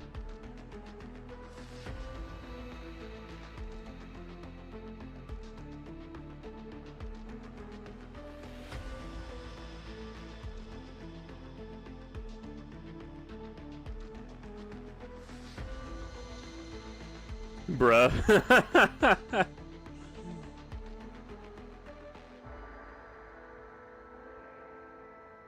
Escaping from Gotrek and Felix books are peak Warhammer fiction. I never read the Gotrek and Felix books. I wasn't too into fantasy outside of just like the Total War games. Obviously, I wasn't born in like 1980, so I didn't play that. I heard the Gotrek and Felix books are very good though. I don't know if I'll ever read them, but I heard they were good. Why do I feel like I'm missing more gold on this guy? I just have it in the shoulder pads. Oh, the backs of the heels. The Yabbit has mellowed out recently. Oh, I'm glad she has because, like, genuinely looked like mental illness. Bro, what happened to Astartes Anonymous? They used to do chill podcasts, and now it's just a host doing lore videos with an obnoxious voice. I don't know. I watched them a little bit. I never really got too much into their content. It just wasn't for me for some reason. Well, the William King ones are solid. I have not gone through the other ones, but I already know about Thanquol because I own Thanquol. I love the Warpstone snorting rat. He is so funny. I miss old Thanquol though in 3rd edition Age of Sigmar, where he could just melt blobs with the 4 flamethrowers he could get. Where he just shot 4 times for every model that was there and did mortal wounds. I miss their homebrew videos, some solid stuff. Yeah, I don't know why they changed their, why Astartes Anonymous changed their, content up just to be purely lore. That's why I want to do homebrew stuff. Mr. Bones' crash out over Magnus on the Astartes Anonymous podcast was legendary. Ratboy, please explain to me what you're talking about. This is deep lore I do not know about. I must know, and I demand an answer immediately.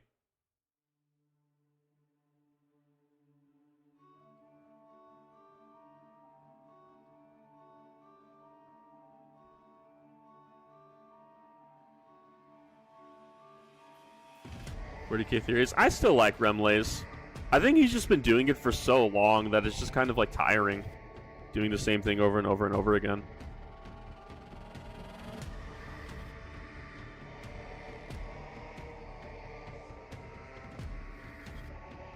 Which I get for some people, like they just get burnout. And hell, I might get burnout one day or whatever, but you know. I still like him. I listened to his podcast for a little bit, but I stopped after a few episodes. This wasn't for me. In one of their podcast episodes about ranking the Primarchs, the Dutch guy said Magnus was cool and Arthur went feral about how stupid Magnus was. Did he? I'll have to look that up. It's kind of funny. Hey, podcast was great. I feel your pain, Ratboy. It introduced me to many 40K channels. That's good. Speaking of people introducing me to 40K channels, I got mentioned in somebody's post the other day, and I was so confused because the dude's name was Failing Upwards, I think. So I got a message saying you've been mentioned by Failing Upwards. I'm like, did I just get like added by like a fail reaction channel or something? Because I'm old and I think those are a thing still. But no, it was just some guy saying, like, posting a bunch of channels he liked and saying these are some cool channels I like, and I appreciate that. I forgot to comment when he did that. Ooh, you're going to be in 40K YouTuber Discord. Oh god.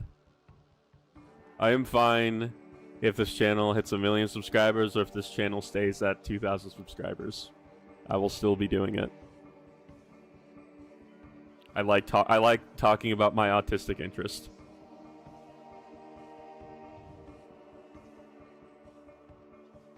His theory videos go hard to this day. I like his theory videos. My problem is that because of how GW writes things, there's really not any point in theorizing on anything anymore, because they'll eventually answer it like how we got a fucking answer for what the fucking Terminus decree was. I don't know why they did that. I kind of wanted to do a Grey Knight video just to complain about that, but everybody's complained about it to death. I wanted to more talk about how like the Grey Knights deserve better than what they are right now. I have a friend who likes the Grey Knight, or he plays Grey Knights and he really likes them, and it's just like, I look at the Grey Knights and first off, they deserve new models. They deserve better lore. They deserved better authors to begin with. The Grey Knights deserve so much better, and GW failed them. And they could have been an amazing, sick faction. And just... As a YouTuber, can you explain the I'm not reading that. I cannot explain that pipeline because I like older women. Like, if the older women at my work were not married, I would be flirting with women who are old enough to be my mother, probably.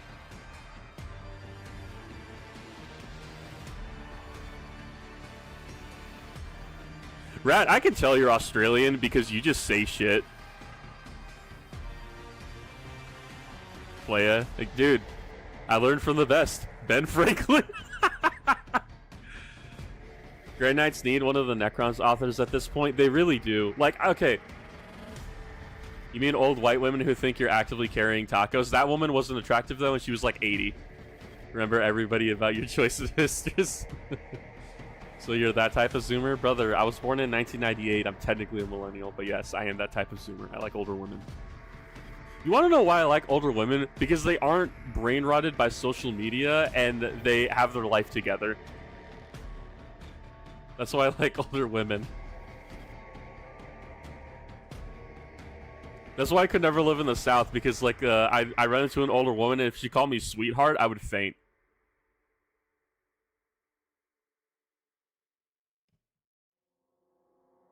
Okay, I need to stop putting off this trim. I need to do it. I'm gonna clean it up with black anyways. I could just paint over the whole thing. Translations, he wants a sugar mama. Fucking dude, if I could be the stay-at-home husband or dad, I would love that life. I'm not even joking.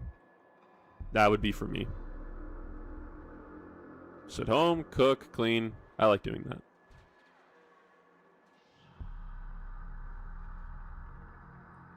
It's literally that meme of Taika Waititi giving acting directions to the lady playing Hela from Thor Ragnarok. Is like me showing my breadwinner wife the Lego Star Wars set I want this month. That'd be me. I wouldn't mind that. I'm comfortable enough in my masculinity to say that I would not mind being a stay-at-home husband.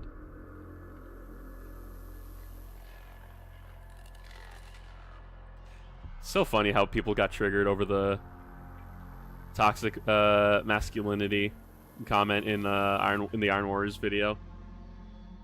I kind of like just saying shit like that because it filters people out. I got so many comments where it's like, you had me until you said toxic masculinity. I'm like, are we not saying that the Iron Warriors are toxic assholes? Kate Blanchett, because Kate Blanchett's Australian? Why am I forgetting who Kate Blanchett is? Hold on, let me get a picture real quick.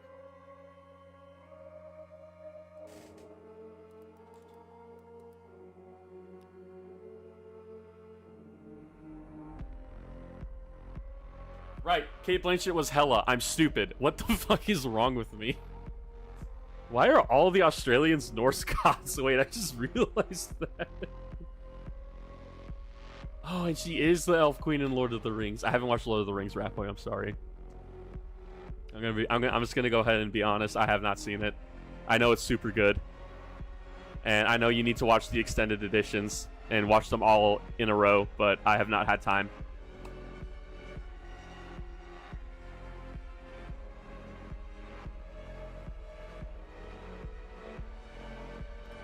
She was the Elf Queen and Lady Gadriel, or is Lady Gadriel and the Elf Queen the same person? Yeah, I haven't, dude. Sorry, I haven't seen Lord of the Rings. Damn. Yes, the boys were canceling him. Every time I tell people I haven't seen Lord of the Rings, they always, like, they want to crucify me. And honestly, it's fair. I know they're good movies. Do you want to know what's better than watching Lord of the Rings? Is understanding how that was produced. Because that is, like, a once-in-a-lifetime production. It is so crazy. Dune is better? You mean Warhammer 40k? I haven't either. I don't see the appeal. I see the appeal. That's the thing. Lord of the Rings is like the basis for all fantasy. That being said, I just never got around to watching it, and I need to. I know I need to. Dune is peak entertainment. The only reason I haven't watched Dune is because I'm not a fan of Timothée Chalamet or Zendaya, and the old movies were not good.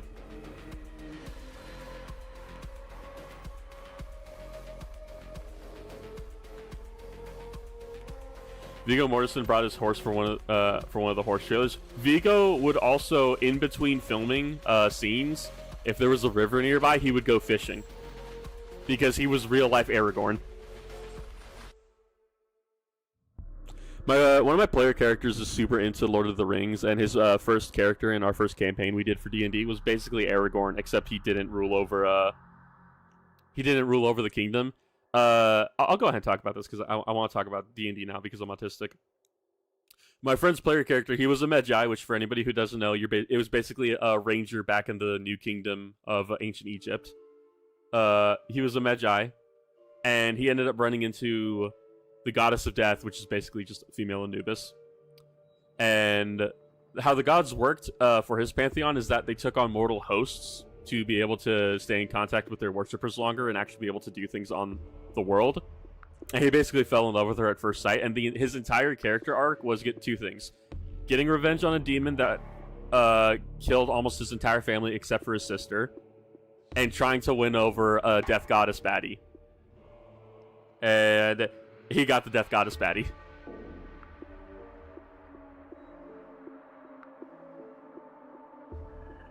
Was it awkward trying to do romance scenes with one of my best friends? Yeah. But am I a coward? Am I still gonna do it because I'm a DM? Yeah, I'm still do it.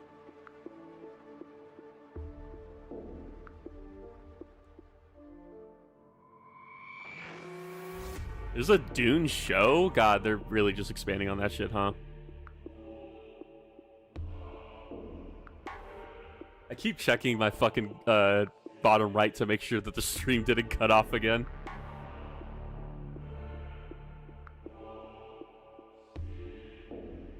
It sucks, unfortunate.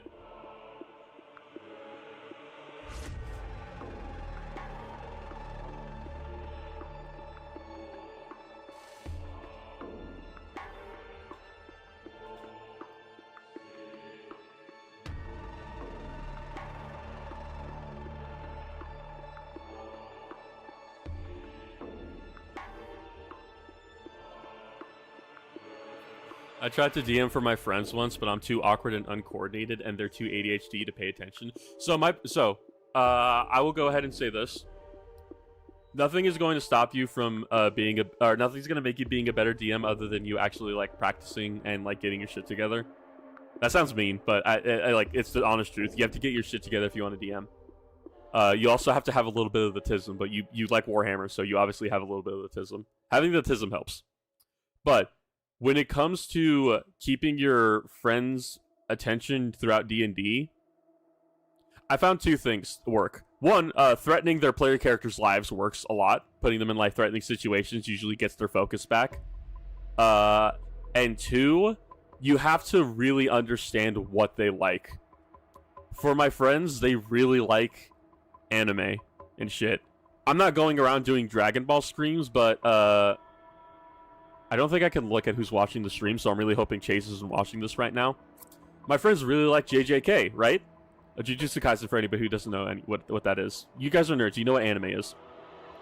But, my friends really like JJK, so one of the enemies that they ended up fighting, they were able to learn an ability from. They never did, but they were able to learn an ability from them, and it was basically fucking Hollow Purple. The other one is we're gonna eventually do World of Darkness, Hunt of the Reckoning. I should do Hunt of the Vigil, but Hunt of the Vigil's not on Foundry VTT. So we're going to do Hunter the Reckoning instead. Hunter the Reckoning is honestly a shit system. It's not good. Don't play it. Go play Vigil. However, Hunter the Reckoning is so basic that I can kind of do whatever I want with it, like 5e. But even more so because there's not really hard stats for stuff. So one of the things I did to make things more interesting, and I'm praying to God he's not watching the stream because I'm spoiling the entire gimmick of this fight, is that the campaign is more of a Stranger Things kind of idea, where there are a bunch of people who understand that there's something going on wrong with the town, but they're the only ones who are able to do anything about it. And in order to combat the monsters, other than having to use their own creative ingenuity, because some of them aren't creative and they need more help, I made once per game abilities that they could follow depending on, or that they could get depending on what archetype they follow. And one of them is the Path of the Warrior. And what the Path of the Warrior does is that its final thing is Dead Man's Hand, where depending on how much health you have missing, you roll that many number of dice. And if you get a certain number of successes, you are invincible for the rest of the fight. So it banks on you gambling with your life, and it's also literally doing the Hikari dance from JJK. That's my autism spiel done. I just want to talk about that because that's just an example. You really need to know what your friends like. And if it's to a point where it's like you can't understand what they like, then it's going to be really hard to keep their attention. But also, if your friends are really good friends, they will pay attention to your story no matter how bad or good it is. And thankfully, I have really good friends. And they will tell me if stuff is bad. They'll tell me if like they don't like the direction things go, and I'll be like, I understand. Yeah, it's you're trying to cater to them, and that's something that I learned hard in my first campaign when they would go off and not follow the main quest, which honestly, them going off and not following the main quest was fine. It's just that we needed to do the main quest in order to fucking finish the campaign. Otherwise, we were getting nothing done. But it is a lot of catering to what they like and understanding what they want out of their characters. And sometimes we have time to do that, sometimes we don't. But I really do try hard to make sure that everybody gets something cool done. In my first campaign, the ranger went through an entire questline, killing a demon to avenge his family, and got with a dark elf goddess. The fox girl samurai ended up freeing her entire people from slavery and ended up becoming the sword saint of her patron god. The dwarf just kept dying, but he eventually lived at the end of the game, so it worked out. The fox boy pirate, who was also undead, ended up abandoning the pirate fleet and went on to become a paladin that saved the universe. And there's one more, and I'm forgetting. I can't remember, though. Well, gentlemen, it's been a pleasure, but I need to get my butt to bed. Good night, Leroy. You have a good night. See you later. Yeah, it's pretty late for you, and it's like 11:55. Go to bed. Yeah, the first campaign took a long time. It took like a year and a half, but everybody was able to get their story in. And I think it is still genuinely the best campaign I ever did. And I'm trying to chase that high again. That's why I'm going to try to take things more slowly when I do Hunter again. With Warhammer, I could do whatever because, like, people just want to play the game, level up, and kill shit. That's the point of Warhammer, in Wrath and Glory at least. But when we do Hunter, we're definitely going to take things way more slowly. And I'm going to force them to do more role-playing and shit. Because, you know, role-playing is half the fun of doing TTRPGs. My players really like combat, but I really like role-playing and doing story shit. I just have to force them to be investigatory and, like, care about what's going on. Usually by threatening the lives of their characters. And if that doesn't work, threaten loot. Threatening loot always works. Tell us more about this Dark Elf Goddess. She was a Death Goddess, not a Dark Elf Goddess. There was a Dark Elf Goddess, though. I can't talk about that. Alright, fucking fine. I'll talk about the Dark Elf Goddess. You want me to talk about the Dark Elf Goddess, or you want me to talk about the Egyptian Death Goddess? Which one? If you're asking me to go autismo on my ramblings, I will.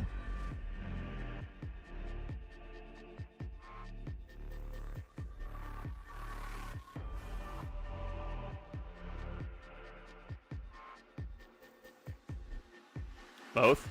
Alright, I'm back from the drywall factory. They'll never financially recover from what's that to do. I mean, what do I say about the...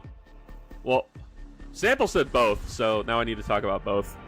We'll talk about the Death Goddess first.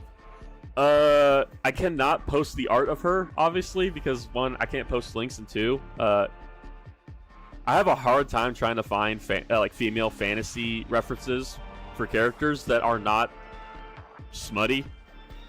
She was one of them. Just a dark-skinned, tall Egyptian goddess with jackal ears because she was based off Anubis. She was the sister. Her mother was a war goddess who was a complete psychopath, and her father was immortal. You can imagine the father didn't last long after a while, and did not live. And her brother are two complete opposites of the spectrum. Her brother is the Kingslayer god, and she's the goddess of death. You cannot, because she is married, sample. I'm sorry, she's taken. And when a character is taken, they are completely off limits, regardless of who you are. Her brother is based off of Set from Egyptian mythology, who's the guy who killed Osiris. He's the Kingslayer god, and she is the goddess of death. Back when basically a whole calamity ended up happening, and the gods had to like unify together.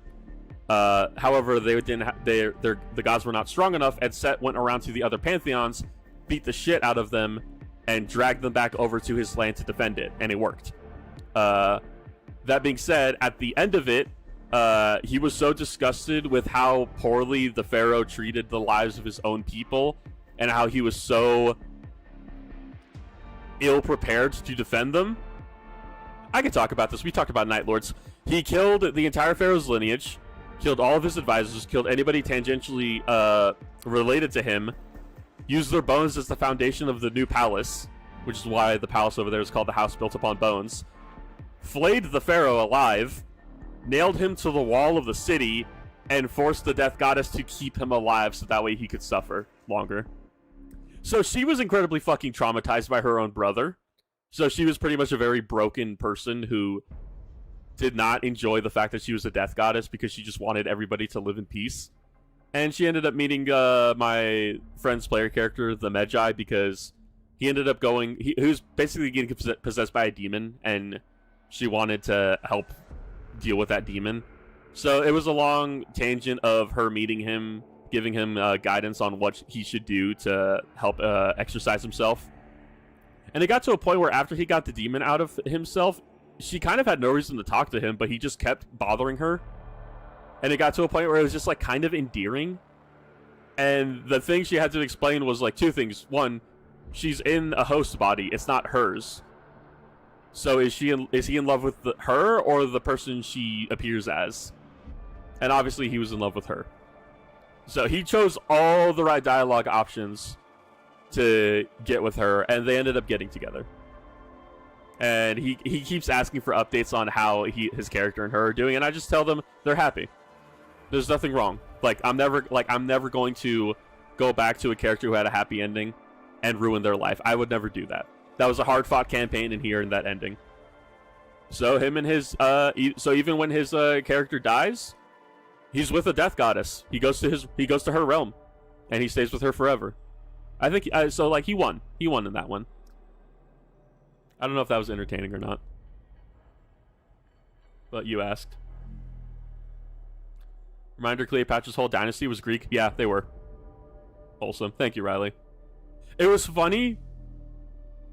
She also did something fun with bees. I don't want to know about that. It was kind of funny because I'll just go ahead and explain the ending of the campaign because no one fucking here cares. I mean, you care, but like spoilers doesn't matter is what I mean. Pretty much the entire world was being slowly influenced by a dreaming god, quote-unquote dreaming god. It was basically a giant living supercomputer created by an ancient civilization that died and was lost to time. They went in to defeat it, and right at the end, the player who got the last hit was granted one wish of anything they wanted, or kill the god, and they went for the fucking wish.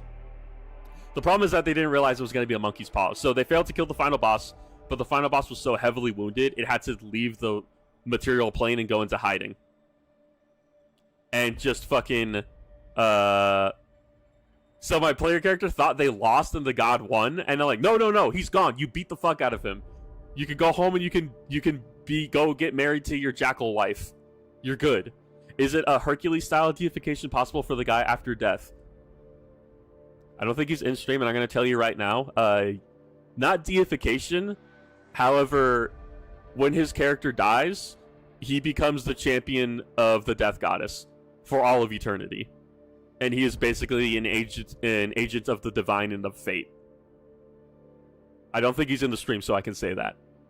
Because if we ever go back to that world, I want that to be a surprise for him. Of like, your character's not just around, he is the right hand of the goddess of death. If he's in the stream, he's probably fucking just creaming his pants right now. Because I know him, and that's what he would have wanted. But yeah, every character... You know what's so funny? Actually, I just got reminded of this. I talked about her just now. One of my best friend, his character was a fox girl samurai because I like fox women, and I wanted to hand fist away into putting Kitsune women in my D&D world, but he actually ended up shagging up with the DM PC because there was like 5 months where we didn't have a healer because one of our players left, and I was like, okay, I'm making a DM PC for you guys. And I made a healer, I made a cleric, it was a shadow cleric or whatever they're called, so he was good at helping them stealth, he had passed out a trace and shit. And immediately they gave him a gun, and they're like, here, do damage. And those characters ended up getting married and had 3 children. So that was kind of cool. I would judge, but I've played something similar before. I never judge anybody on whatever character they play. It's fantasy. It's not weird for a dude to play a girl. If anything, it's kind of fun. I have to play girls, dude. I had a fucking flirt with my friend in a Discord call. Both two consensual grown-ass men flirting with each other. It was funny. I genuinely love doing romance as a DM. It's fun. It's also fun because I get to tug at heartstrings a little bit. But I never try to do that too often because that's just a bit cruel. Flirting with the homies is real D&D. It's not. It's in the D&D Discord call. Oh no, Rat Boy. It's been gay before too. Don't you worry. There's one player in particular who I know he's bi, and so I will have male characters flirt with him every time because it's so funny. Because his immediate reaction isn't like ew. His immediate reaction is like ooh, and it's so funny. Even just like semi-nice comments of just like saying he's handsome. He's like, oh my god.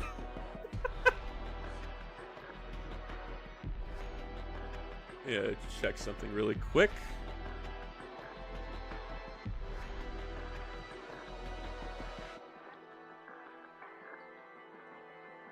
Okay, I am good. Oh, that paused the stream, I think. Sorry, my bad. Oh, right. I was supposed to talk about the Dark Elf Goddess, wasn't I? I don't know if you guys still want that. Just keep painting, too, while I'm at it.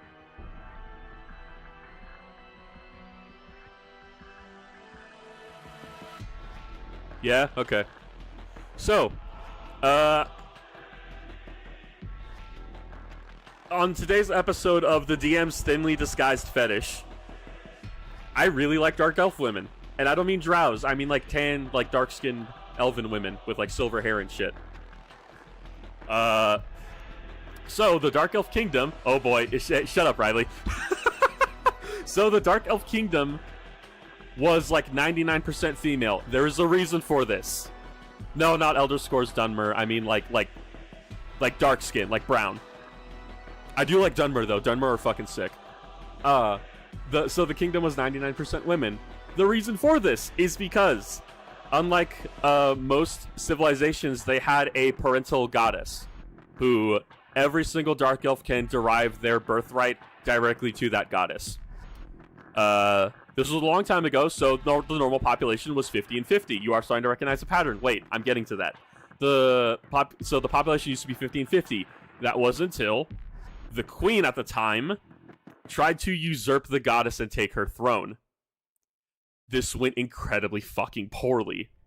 I cannot talk about what happened with the Dark Elves. I will say it right now.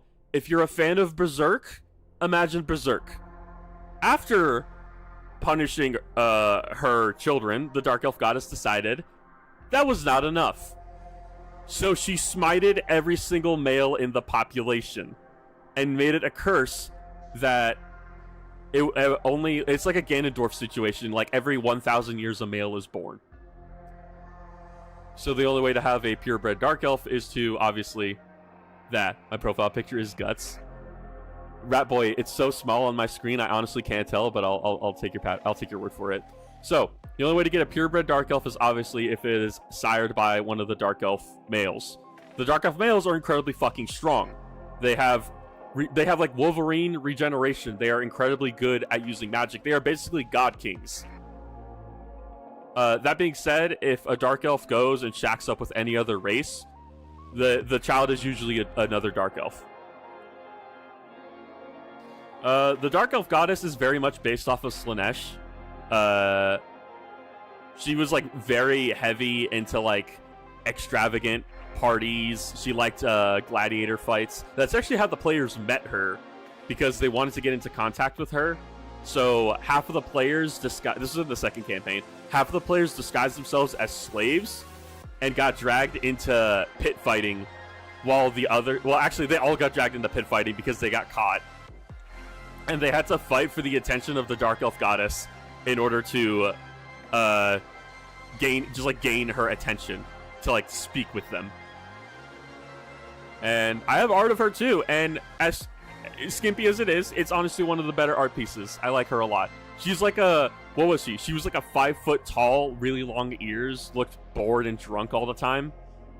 And she was just chill. She just like, after everything she did to her race, do you want to know her one greatest wish was? She wanted to go shack up with another god and just live with him forever. And just like leave her home. But she couldn't because she thought he died a long time ago. Turns out he was sealed in hell for like 10,000 years. And the players eventually found him and led her to him, so that way she could be on good terms with them. I'm not certain if this is thinly veiled, if it even counts as a thinly veiled. I just like psychotic dark elven women who would stab me in the middle of the night. Like I said, it's not thinly veiled. It's very much oh yeah, the DM likes dark elves. And then there's a whole colony of humans that, or a whole 8 kingdoms of humans that abandoned the gods and went on to develop firearms and fight for themselves and freedom. Basically America in D&D. We love divine girl failures, don't we, folks? That's literally what she was, though, yeah. The most common male is having a fantasy living with his wife, literally. Oh, do you want to know what the funny thing was, too? About the dark elf males, because like I remembered about this. So a lot of people will hear that and they'll think that's thinly veiled fetish content. No. Dark elf males hate hanging around dark elf women. They would literally, every single one would rather be in their chambers studying magic or working on something than trying to shack up with anyone. Like they're almost like completely, how do I describe it? Like ace, like they seek no romantic or sexual partnership. They just want to focus on themselves. And that was part of the curse. Because the goddess is a piece of shit. Granted, her people tried to overthrow her. It wasn't like just the queen, it was all the people. They tried to overthrow her.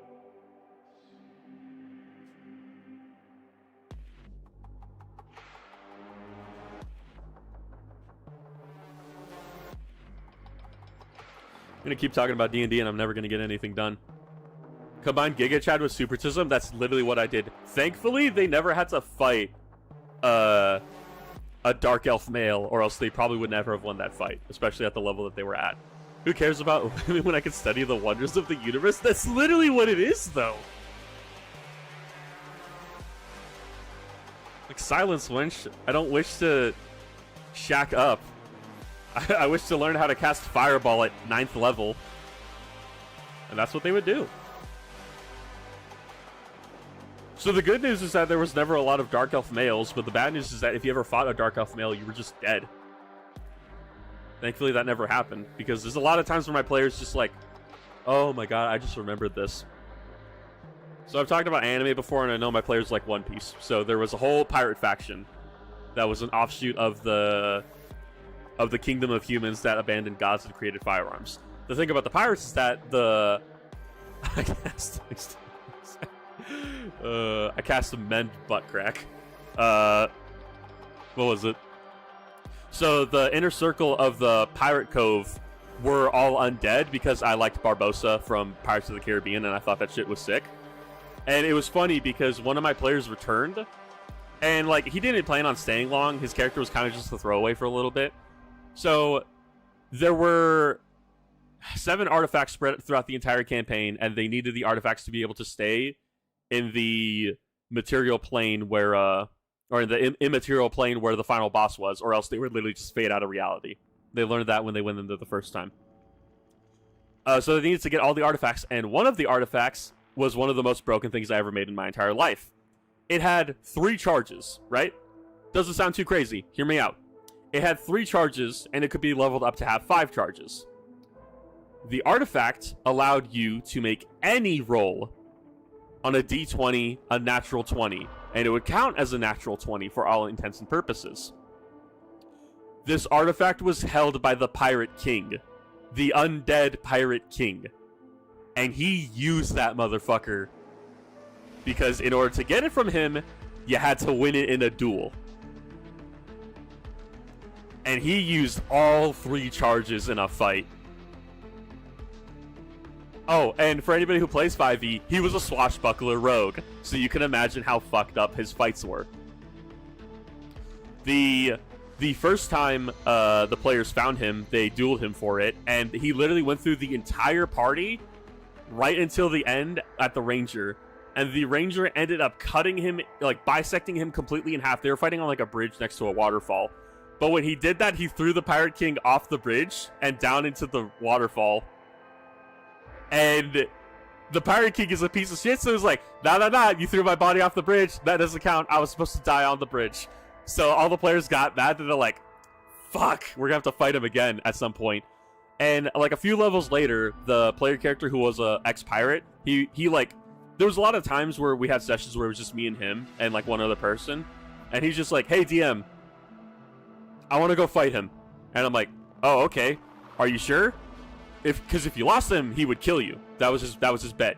If you kill him, you get the artifact. If you lose against him, he kills you and ends your character there. And he's like, I can do it. I can fucking do it. And I'm like, okay. You know where he is. You know where you can challenge him.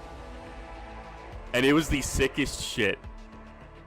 So the Pirate King had a spell called Spectral Broadside, which if you've played the Total War Warhammer games, it's the same spell from like the Vampire Coast, where you cast a spectral ship and it literally just broadsides an area. They literally fought each other down to their last like five health. They're both swashbuckler rogues, so they're just swiping at each other, dodging, fucking doing backflips over each other next to a fucking waterfall while I play He's a Pirate from Pirates of the Caribbean. And right at the end, as they're both about to like get the last hit on each other, instead of attacking, the Pirate King says, I let fate chooses who wins. And he casted Spectral Broadside on both of them.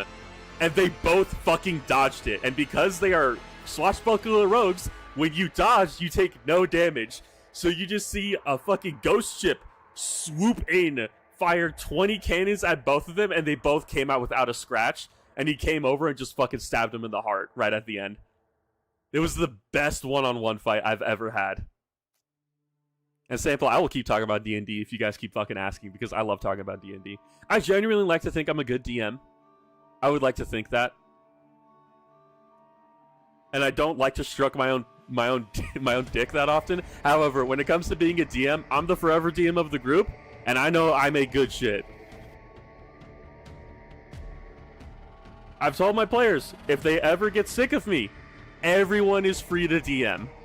I will happily be a player, but until that day, I will whip up entire campaigns in 2 weeks, and I will plan the entire trajectory of your life for the next year. There's only been a few systems where I wasn't a fan of them. I hated playing Cyberpunk Red. It was so boring, and it was so convoluted, and I hated the rules. We tried doing Hunt of the Reckoning the first time, and I messed up gauging combats. I tried playing it like D&D, and you're not supposed to play those like D&D. Combats aren't supposed to go on for like 10 rounds. It's supposed to go on for a max of 4 and end. My friend played a chainsaw-wielding nun in our Cyberpunk Red campaign. I'm glad you had fun in that, because I hated Cyberpunk Red. Like, it got to, like, I didn't hate running the campaign. I hated the system. And it got to the point where I was so sick of the system, I told my players, I'm sorry, we're cutting everybody's stories short. I'm giving you at least the ending of this campaign, and we're moving from the system because I hate it. What made the system bad to me was two things. That supercomputer, your time earlier reminds me of something from Lancer. Yeah, I wouldn't be surprised. I tried once, but only one session. What was it? My issues between Warhammer, D&D, and a GF in a school is that I don't have time for a full campaign. I get that. Thankfully, every single one of my friends always has Sundays off. And that's the one thing keeping me in my job is that I have Sundays off. I could do another job within, like, my area, but I don't know if I want to, particularly, because I would be working way more hours. But the thing that I hated about Red is two things. One, everybody could dodge bullets. You didn't need a Sandevistan or a Karazinkov. All you needed was Reflex 8. And it was very easy to get Reflex 8. So everybody was dodging bullets constantly. It was never a question of, okay, I hit you, and this is how much damage is. How much is your armor? It was always okay. I'm gonna roll to hit. Now you roll to see if now you roll to dodge, and we see if this is a contesting roll or not. And 9 times out of 10, they would dodge because everybody not even the end, the middle of the campaign, everybody had Reflex 8. So everybody was just dodging bullets, and that took the lethality out of the game. And I never wanted to make enemy characters who also had Reflex 8 unless they were like bosses, because there's nothing more shitty than you shooting a shotgun slug point blank into someone's chest, and oh no, he has Reflex 8, so he dodges. That's also why I don't like the explosion rule, because if you dodge, you just move out of the explosion range and take 0 damage, unlike in D&D where if you dodge an AoE, you take damage. The game system from first glance looks super deadly until you play it. This Sunday, I'm running a modified 5e game in the World of Darkness setting. That setting is off its shit. The World of Darkness is fucking cool. That being said, I have a problem where I can never play a game system with its intended setting. I have to make homebrew to keep myself entertained. Like, I'm thinking about doing Lancer, and I'm thinking about doing a whole Titanfall 2, Titanfall 2, or Titanfall in general, sort of universe, where it's mercenary companies fighting against corporations for the frontiers of space. And even in Cyberpunk, like, I did not want to run my campaign in Night City. I'm gonna be real, I did not like Cyberpunk for a very long time until I played Phantom Liberty. Phantom Liberty got me to like Cyberpunk. And I'm so mad it didn't win anything at the Game Awards. Titanfall 3 getting canceled will always make me mad. I'm gonna tell you right now, Rappo, if you want to be mad at anybody, be mad at Respawn. Never be mad at EA. Respawn wanted to cancel Titanfall 3 and they wanted to just keep working on Apex. I don't like Respawn. They are one of my least favorite video game developers now, at this point. Like, I get why people want Titanfall 3. I also would like a Titanfall 3. I would get my ass beat on it every single day. But Respawn decided to not make it. Because what's it called? Apex makes too much money. Despite the fact that it's not, like, that popular anymore. It still makes a decent amount of money for a little amount of work. Because people want to play a BR like that. And it's not like it's bad. I just don't like it. I am that guy who will be like, I don't want to play Apex. I want to go play no-build Fortnite. Because fucking, I have a bunch of skins on there, and that game is fun to me, and I don't have to worry about abilities. That being said, I want Valkyrie to... I can't say that, but you know what I want Valkyrie to do to me. I don't care if she's into women. The South Korean jet fighter baddie is for me.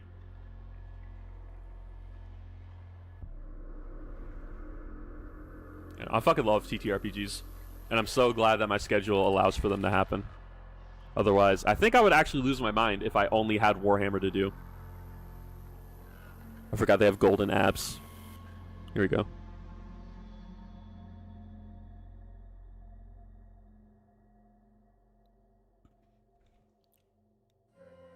Yeah, I have the same friend who got such a high level in 2 weeks, and he solos Arazaka hit squads on the regular. That's so funny. The objective, not the best ending or like the good ending, but the objective correct way to end Cyberpunk is to storm Arasaka by yourself. Every time. You do not bring anybody else into harm's way. That is your problem. And I did it, and I almost died.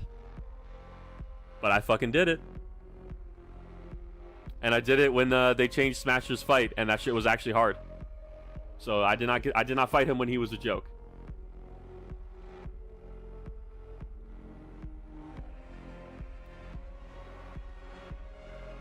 You know what? I've been painting enough. Stealth killing Atom Smasher is still fun. That's so stupid. I still haven't finished 2077. Honestly, it's fine. My only exposure to World of Darkness is Mori Calliope's short campaign. What system is World of Darkness similar to? It's more similar to Cyberpunk. The thing about World of Darkness is that the system doesn't really matter. It's a really roleplay heavy system. I think it's similar to Call of Cthulhu as well, in a way.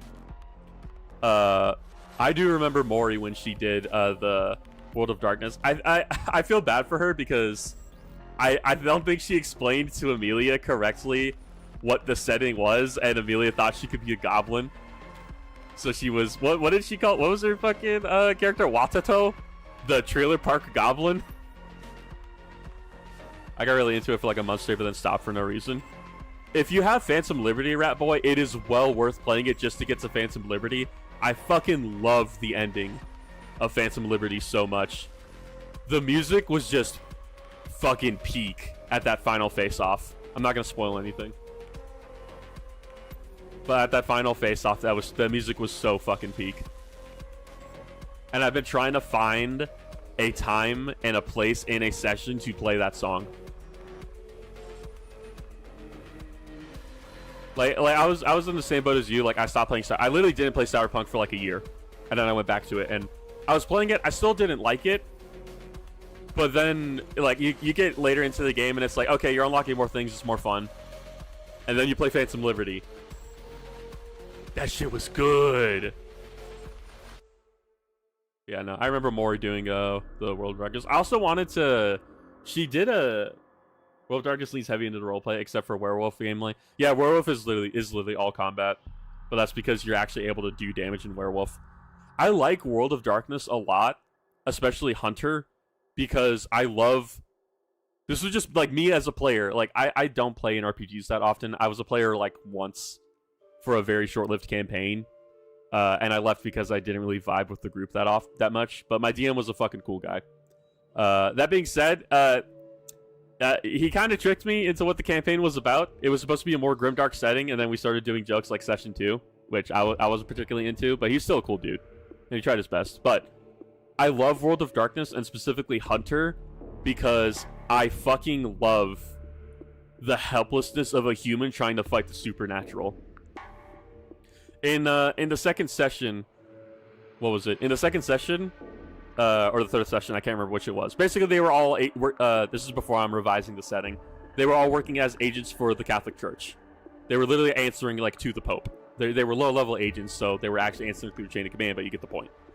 And they were trying to investigate outbreak of vampire ghouls in the area. And what they ended up discovering was that a local drug ring was actually ran by a vampire, and he was creating a drug that would put humans into a comatose-like state that would attract vampires so they could come over and feed. So they could feed their thralls more easily. And they found the den, they got some of the items, and they tested it. And when they tested it, it of course attracted a thrall. And I will never forget the oh shit moment of when the thrall leaped out of the bushes to grab at one of the players, and it would have instant killed them. And the other player, like, within 5 feet, fired 2 barrels from a double barrel shotgun and just clocked the thrall right in the head and got it down. What are you about to do? Wait, what are you about to do is not sanctioned by the Vatican type story. Yeah, it's literally what it was. I actually still have the file. So like every time I make an RPG or I make a campaign now, I give my players a PowerPoint so that way they don't have to be asking me 10 million questions. They can always refer to the PowerPoint for like basic knowledge. But let me look at it. All World of Darkness stuff, the setting.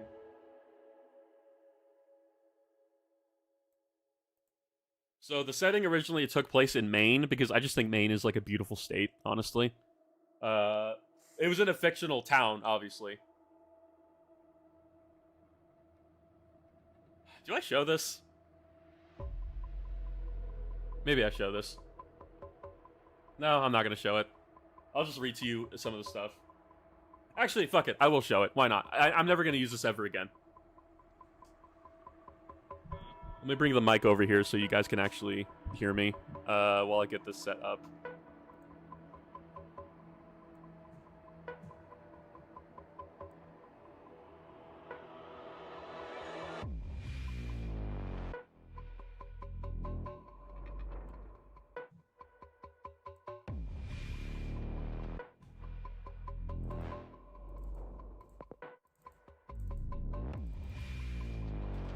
I think this is able to be shown with a link. Let me see. Oh wait, actually, let me do not that.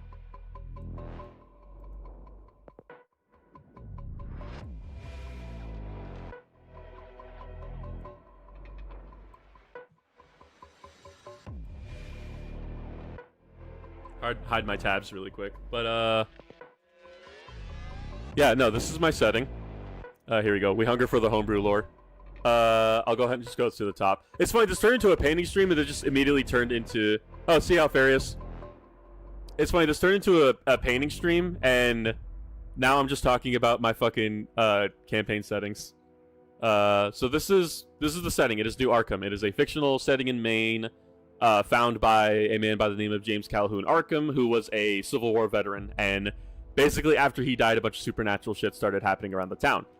There are, as you can see, let me actually just present it. Start slideshow, so that way you can actually see more of it, and then so that way I can drag this. Oh god, I have to move over to this tab. And right here in the center was the, what's it called? The church. Oh, you can't see my mouse. In the center where the A is, you can see that there was the church that actually, like, where they would hang out. But yeah, it was a town found in the Civil War. There was the ghettos, and yes, I did look up pictures of Maine and stuff for this. But there were the ghettos of New Arkham, where it was basically a feeding ground for thralls, and where the local gang stayed at. All of this is written in a as like somebody's journal. There's a character that I met. His name was Andric. He was a stoner who worked for the church. And basically, this entire PowerPoint slide was his findings to get the new team up to speed because the previous team died. There were the Commons, which is basically your suburban America, very beautiful looking. Because it's a very heavily wooded area, obviously there was some like shit that just like lived out in the woods, and sometimes bad stuff happened and kids went missing. The Northern Ward was basically the precinct where the jail was and all the political buildings and the like. Pretty standard looking area. They actually did go to this police station in the first session, and they ended up killing a cop by accident. The Pearl Fair, which is the very affluent area, which is actually where one of the players was from. His family were ex-hunters that got set up for life after giving like, what was it, like 30 years of their lives to vampire hunting and surviving. So it's basically just like coastal homes, coastal townhouses, and then Market Town, which is where the church, which is this thing, which is an actual church in Maine, I believe, was set up in. And it was a pretty nice area. It was basically just like a giant open air market. That being said, it was the most dangerous place to be because all the buildings, as you can see, were like 3-4 stories tall. If a vampire was hunting you, they would find you. The docks, self-explanatory. It's where a bunch of seafood restaurants were and a bunch of dock workers and stuff. And it was the only place where there was a safe house that wasn't the church. It was locked. The key was hidden within one of the light posts. And if you were like out in the middle of nowhere, but you were by the coast and you needed to hide, you would go to the lighthouse. How do you go to a police station and accidentally kill a cop? So they were at a police station because they were investigating. They had to investigate a body that was in the coroner's office. The problem is that obviously they were a bunch of people who were not affiliated with the police and the coroner's office, so they weren't allowed to go into the police station, so they broke in. The problem is that they only ran into a single cop who was a fat cop who was probably off duty, who went out back to like the dock area where they would like offload prisoners into the jail. And he was just, I think, taking a piss. They ended up getting caught by him. And one of the players was a doctor. He was a licensed doctor and he had morphine on him. So he just hit the cop with some morphine with the exact amount that he needed to make him pass out or like go loopy. The problem is that where he decided to hide the body was in a dumpster, and trash got collected the next morning. That's how they accidentally killed the cop. What else was there? Oh, yeah, here were the cryptids. So, yeah, exactly, Doru. So old Arkham was a Doulahan that would just haunt the area. Here we go. Were these classical vampires with the vulnerabilities and restrictions, or modern superpower vampire? They were a mix. So there was stuff like they could not enter like holy sites, or garlic was effective against them and stuff like that. But there was also other things where I was like, I never got the chance to do this, but I wanted to fuck with them, where they would think like a vampire couldn't enter without them inviting them, and then he just steps through the fucking door. It would have been so funny.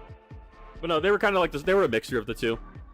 But yeah, old Arkham was a headless horseman that patrolled the area during like fall time, and he was honestly fine so long as you didn't get in his way. There was the Witch of Arkham, who, I mean, hey, looking at her, she's a witch. Is basically your classical witch, Baba Yaga type things. She's willing to work for the church or work with the church, but there's always a price because she's a witch. Tulane, shut up, sample. It can also vary a bit by bloodline, clan, and such. Yeah, it can, but like I said, this was homebrew, so we weren't doing much of what's it called. Of the actual World of Darkness setting. Had to make sure that someone mentioned Dusty Miniatures again. Bye. I hate you, Alfarius. There was Oberyn, who was possibly a Fae. Nobody knows. He called himself Oberyn. He called himself the King of the Faes. He basically only ever showed up during blood moons, which were like, there was always something going on with the town, and blood moons were just like a regular occurrence. If you were outside during a blood moon, you got trapped in his realm. If you managed to escape, you had no memory of what happened. But if you were trapped in his realm during that time, he would hunt you down. A fantasy RPG in the American Revolution era would be cool. I would like to do that, but with like the World of Darkness setting one day, maybe. Faust was... They never got to meet him, sadly. Faust was possibly a hunter who nobody knows why, but when he died and got turned into a ghost, he was a cat. Any advice on how to run Hunter 5e for the first time? I'm saying it in Oregon, and I need lore books on the region. Honestly, I would say just like for setting wise, not necessarily running it, but for setting wise, I would advise honestly just look up pictures of Oregon, and then just look up like Americana cryptids and the like, and just like try to come up with something there. As for running it, I will say this right now: do not run it like 5th edition, like D&D. Do not run it where there's fights with a bunch of goons and stuff, because damage can spike super hard. The whole point of the game is to set up an investigation, and the players find their quarry, whether it be hunting a monster, looking for a vampire, or dealing with a haunted house. Regardless, the big, heavy quotations, fight is going to be actually confronting the quarry, if the quarry does not come for them first, depending on what it is. The only thing I cannot give you advice on is things like the edges and like the abilities they can get, like the drones and the cars and the armored car and shit. For my campaign, when we do it again, we're gonna completely ignore all of that, and I'm gonna replace it with custom basically like feats that they can get depending on what path they take. That's my advice. Don't try to go for combat. Combat will fuck you over and it'll make the campaign less fun, especially if you go about the way how healing actually works, rather than just long resting and everybody's fine. Combat is going to make the game a slog, and it's going to get to a point where everyone's going to be so hurt that they're like, well, we don't want to go into a fight, so we just can't do anything. Always try to give an easy way through a potential conflict without actually needing to fight anybody. So in the case of my players, they wanted to go into the police station. They're not going to go shoot at the police station, so they went ahead and, I can't brain right now, they went ahead and snuck into there, knocked out a guard, and started going through the coroner's office rather than actually fighting their way through it. That would be my advice. Don't go for combat, go for investigatory, and work on set pieces a lot, because nothing keeps the player's attention more than they go through a burned out apartment and they start hearing a girl crying, and they don't know where it's coming from. That was the session 0 with 2 of my players. They had to exorcise the ghost of a little girl who died in an apartment fire, and it was traumatizing for them. It got to a point where they met up with Andric the stoner, and he's like, he's a stoner, so he's all chill, he's like happy, he's like, hey guys, whoa, you look rough, and he just gave them a doobie, and they just stood outside the apartment in the middle of the rain, all depressed, just taking hits, and just trying to relax after what happened to them. It was so fun. That's how I would do it, though, if that helps. If you have more questions about DMing, I'm more than happy to talk about that. Like, I've been a DM since 2020, and before that, I wrote just like by myself privately. I wrote fantasy stuff for like 7 years, not counting when I started DMing. So I've been writing for like 12 years at this point, and I'd like to think I got my writing down. Well, what else was there? Oh yeah, there was a female werewolf for all you thirsty fuckers out there. And she was Native American, if you're also into that. But yeah, she basically just liked to be left alone. She didn't want the hunters to come and bother her, and the like. What else? Oh right, and this. Oh wait, and this was like. God damn it! Here we go. And this was like there's little hints of lore here. So in my world, werewolves are actually sanctioned by the church. There was a whole war where the church tried to exterminate them until they realized, after America was discovered and there was a large werewolf population in Native Americans, they're like, okay, we can't fight them all. We can at least try to stop killing them. So they created something called the Full Moon Pact, where werewolves are allied with the church, but they work on their own terms, rather than being called up and doing the church's bidding whenever they want it. And then there was the fog, which was like I think it was the only phenomenon. An interesting detail to differentiate from the baseline. Yeah, that's what I wanted to do. So one of my friends wants to play a PC with True Faith. How does that work? Okay, you need to... So, understand when I'm asking questions, I'm never trying to talk down on you. I generally need more information because I want to help you. What do they mean by True Faith? And yeah, no, Doru, I always want to differentiate my setting from the normal one, because I want to be able to like actually give people something that they haven't dealt with before. So this setting was a mixture of Hellboy and the SCP Foundation, along with a little bit of John Constantine. So the church was like the foundation. They were hunting down creatures, phenomenon, studying them, and trying to figure out ways for mankind to combat them. But if they weren't harmful, they were also trying to keep them safe. It was Hellboy in the sense of the hunter mechanic. I might have ignored that part. True Faith. Can you explain that mechanic to me? Because I had a player who, his character's whole gimmick was that he still believed in the Norse gods, but it was explained to him, obviously, that Odin was God. That the Odin gods, or the Norse gods, was just God. So he still called God, like Big G God, the Allfather, and shit like that. And he was very faithful, and he would like pray before battle, and he had like a Viking axe that he would like smear blood onto it when he went into fight and shit like that. So despite the fact that the setting took place in like the early 2000s, despite all that, he still like his character's very heavy into like Norse belief, but obviously with a Christian twist on it. And then this was the other shit. This is just like jargon because I just thought this shit was cool. Because obviously sometimes when they're talking, they're sometimes talking to the church on landlines or open communications. This is the 2000s. We don't have like fully encrypted ways of communicating with people. You're just calling someone on a cell phone. So big game hunting was fighting a boss. Hunting trip was traveling to a different city or a territory to go deal with a target. And small game hunting was anything from gathering clues to investigating. And then there were the mission types. Sanction Aegis was protecting something on orders of the church. If you couldn't tell, these are inspired by like Warhammer. Sanction Redactus was a discrete mission. Typically they were kill missions or assassinations.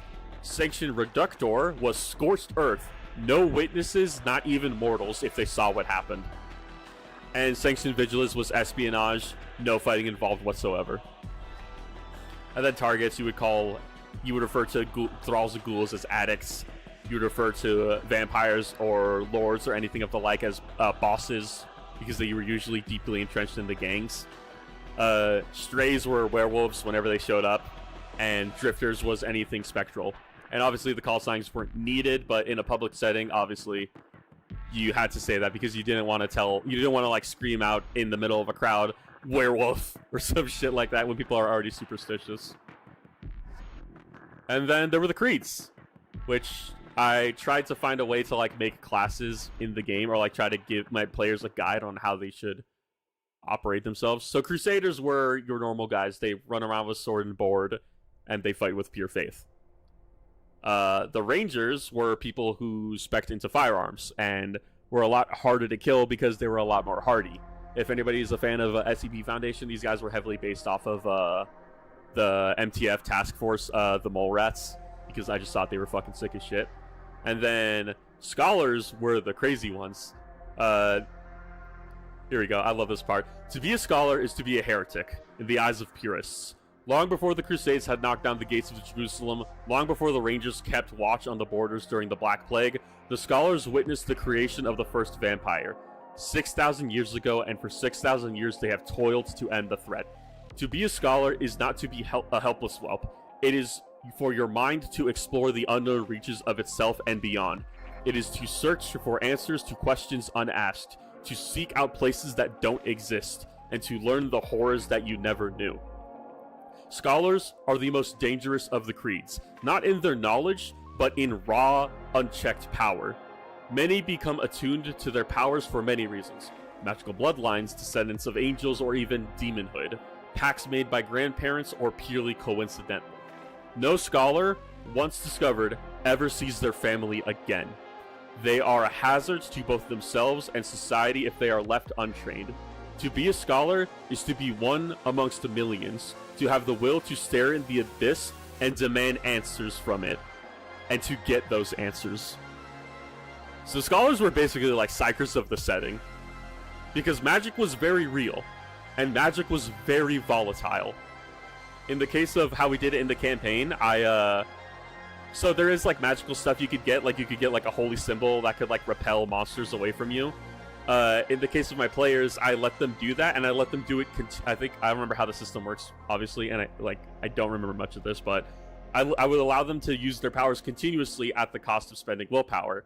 If it got to a point where they ran out of willpower, it would start hurting them, or have adverse effects, like attracting a vampire, possibly alerting a demon to your location, or forcing a phenomenon to start early rather than at its scheduled time. So they were basically the psychers of my setting. And I don't remember what else I have here. Oh, right here, the goal of the church. If you couldn't tell, heavily inspired by the SCP Foundation. The church is not the church as we think of it as today. It is very much the SCP Foundation. They have realized that mankind is fighting a war, both spiritually and physically, and not against each other, but against things that bump in the night. They seek to destroy, contain, and hide the world of darkness that permeates throughout all of mankind. The Catholic Church is a complete front. The actual church is overseen by something called the Congregation, which is basically like the O5 Council and the SCP Foundation.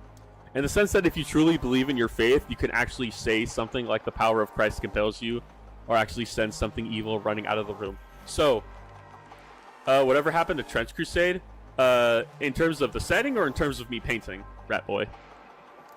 But Kyle, for that, there's edges and like gifts that you can get your player. I can't show the rulebook because that's technically pirating, and I encourage you to go by the rulebook, despite the fact that I'm not going to be running Hunter 5e like how it's supposed to. I'm going to be running it completely homebrew. But I encourage you to go find the rulebook. There are edges and gifts that your players can get that allow them to modify artifacts and the like, that allow them to like repel things. The setting, the supernatural stuff, just Nibby Chew Drum Blame blasted me. Trench Crusade's still around. We're just waiting on the 1.0 rules to come out and for the full rulebook to come out, because they decided to add an extra 100 pages to the rulebook, and it got it pushed back till September. That being said, it's an extra 100 pages of like lore and art, so that's pretty fucking neat. And I might have to buy a physical book if they start selling them again. I didn't manage to get one in a late pledge or at the early pledge, but it's still around, and I play it. Like here, let me just show again really quick, because so you can take a break from this. Like, I have a heretic legionnaire riding a bike, and he's my heretic priest because he killed the anointed in his warband, so he has the right to run his warband. That's the lore on him. But yeah. Also, thank you, Sample. I'm glad you like what I write. I'm glad people like what I write. And then here we go. If you couldn't tell, I forgot to open up the browser again. Sorry. If you couldn't tell, I really like the SCP Foundation. So there were hunter cells, popular hunter cells that were still operating to the modern day. Alpha 1, the Hammer of God. They were the hunter cell that acted as the personal kill squad of the congregation. Gamma 24, the One-Winged Angels, a hunter cell comprising purely of half-angel bloodlines, responsible for being the mediators between the angels of God and humanity. Iota 13, Bad News, a contingent of hunter cells that utilize growing social media as a means of tracking down denizens and reporting them to local cells.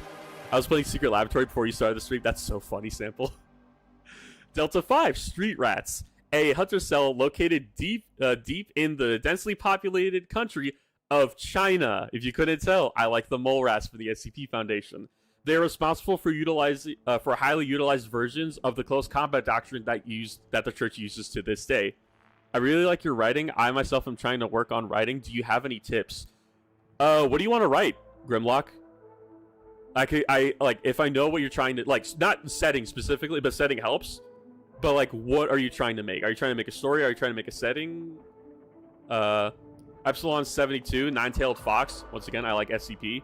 A hunter cell based on cataloging and surveying the denizens of Japan. Due to Japan being closed off for so long, it has created its own ecosystem story. So, my thing for story is... figure out who your audience is, firstly.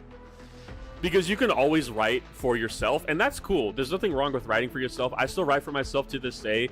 Nothing I write is ever going to be published so long as I live. I've accepted that. I have no interest in doing anything like that. But you have to think in your mind, who am I writing this for? So for a lot of my D&D stuff, it was written for, like, young adult novels, right? The main story followed a prince who moonlit as a thief at night because he found it thrilling. Whereas, obviously, when I'm writing stuff for D&D, I'm writing it because I know who my audience is directly. I'm writing it for my players. I have no advice for you on getting your stuff published or trying to make your stuff popular, but pick an audience and then go from there. Past that, obviously, pick a setting. Could you write a book in this setting? Could I write a book in this setting? Absolutely. I almost did. This sounds cringy to say it, but it's the honest-to-God truth. I had an OC, basically, who was very much based in this setting. And I'm not going to go into anything further on that because it's pretty cringe. But I will go ahead and say it had to do with the demon houses and the 7 deadly sins being like houses like in Game of Thrones and shit like that. I'm not gonna get too much into it past that because I gave up on it because it was old stuff. I wrote it in high school, and while I did refine it, I don't know if I'm ever going to get it back around to it. That being said, I mean, I do write stuff for this setting still. I mean, I still have this PowerPoint. You've earned some cringe allowance with the rest of this writing, bro. I'm glad that I am allowed the cringe allowance. Fuck it, I'll go ahead and say it. The cringe OC character is that he was the prince of the House of Wrath. He was born around the same time as Da Vinci, so he lived throughout most of that. And the thing about the Demons of Wrath, or the Royalty of Wrath, is that every single member of the royal family of Wrath had to fight in a great war. So his father fought in his mother and father fought in the Crusades. He fought in the American, French, and Russian Revolution. And his entire story was that he was basically bringing on a new age for his house, where it was less about being subservient to hell and defying Satan and shit like that. Whether or not it worked out for him was a different story.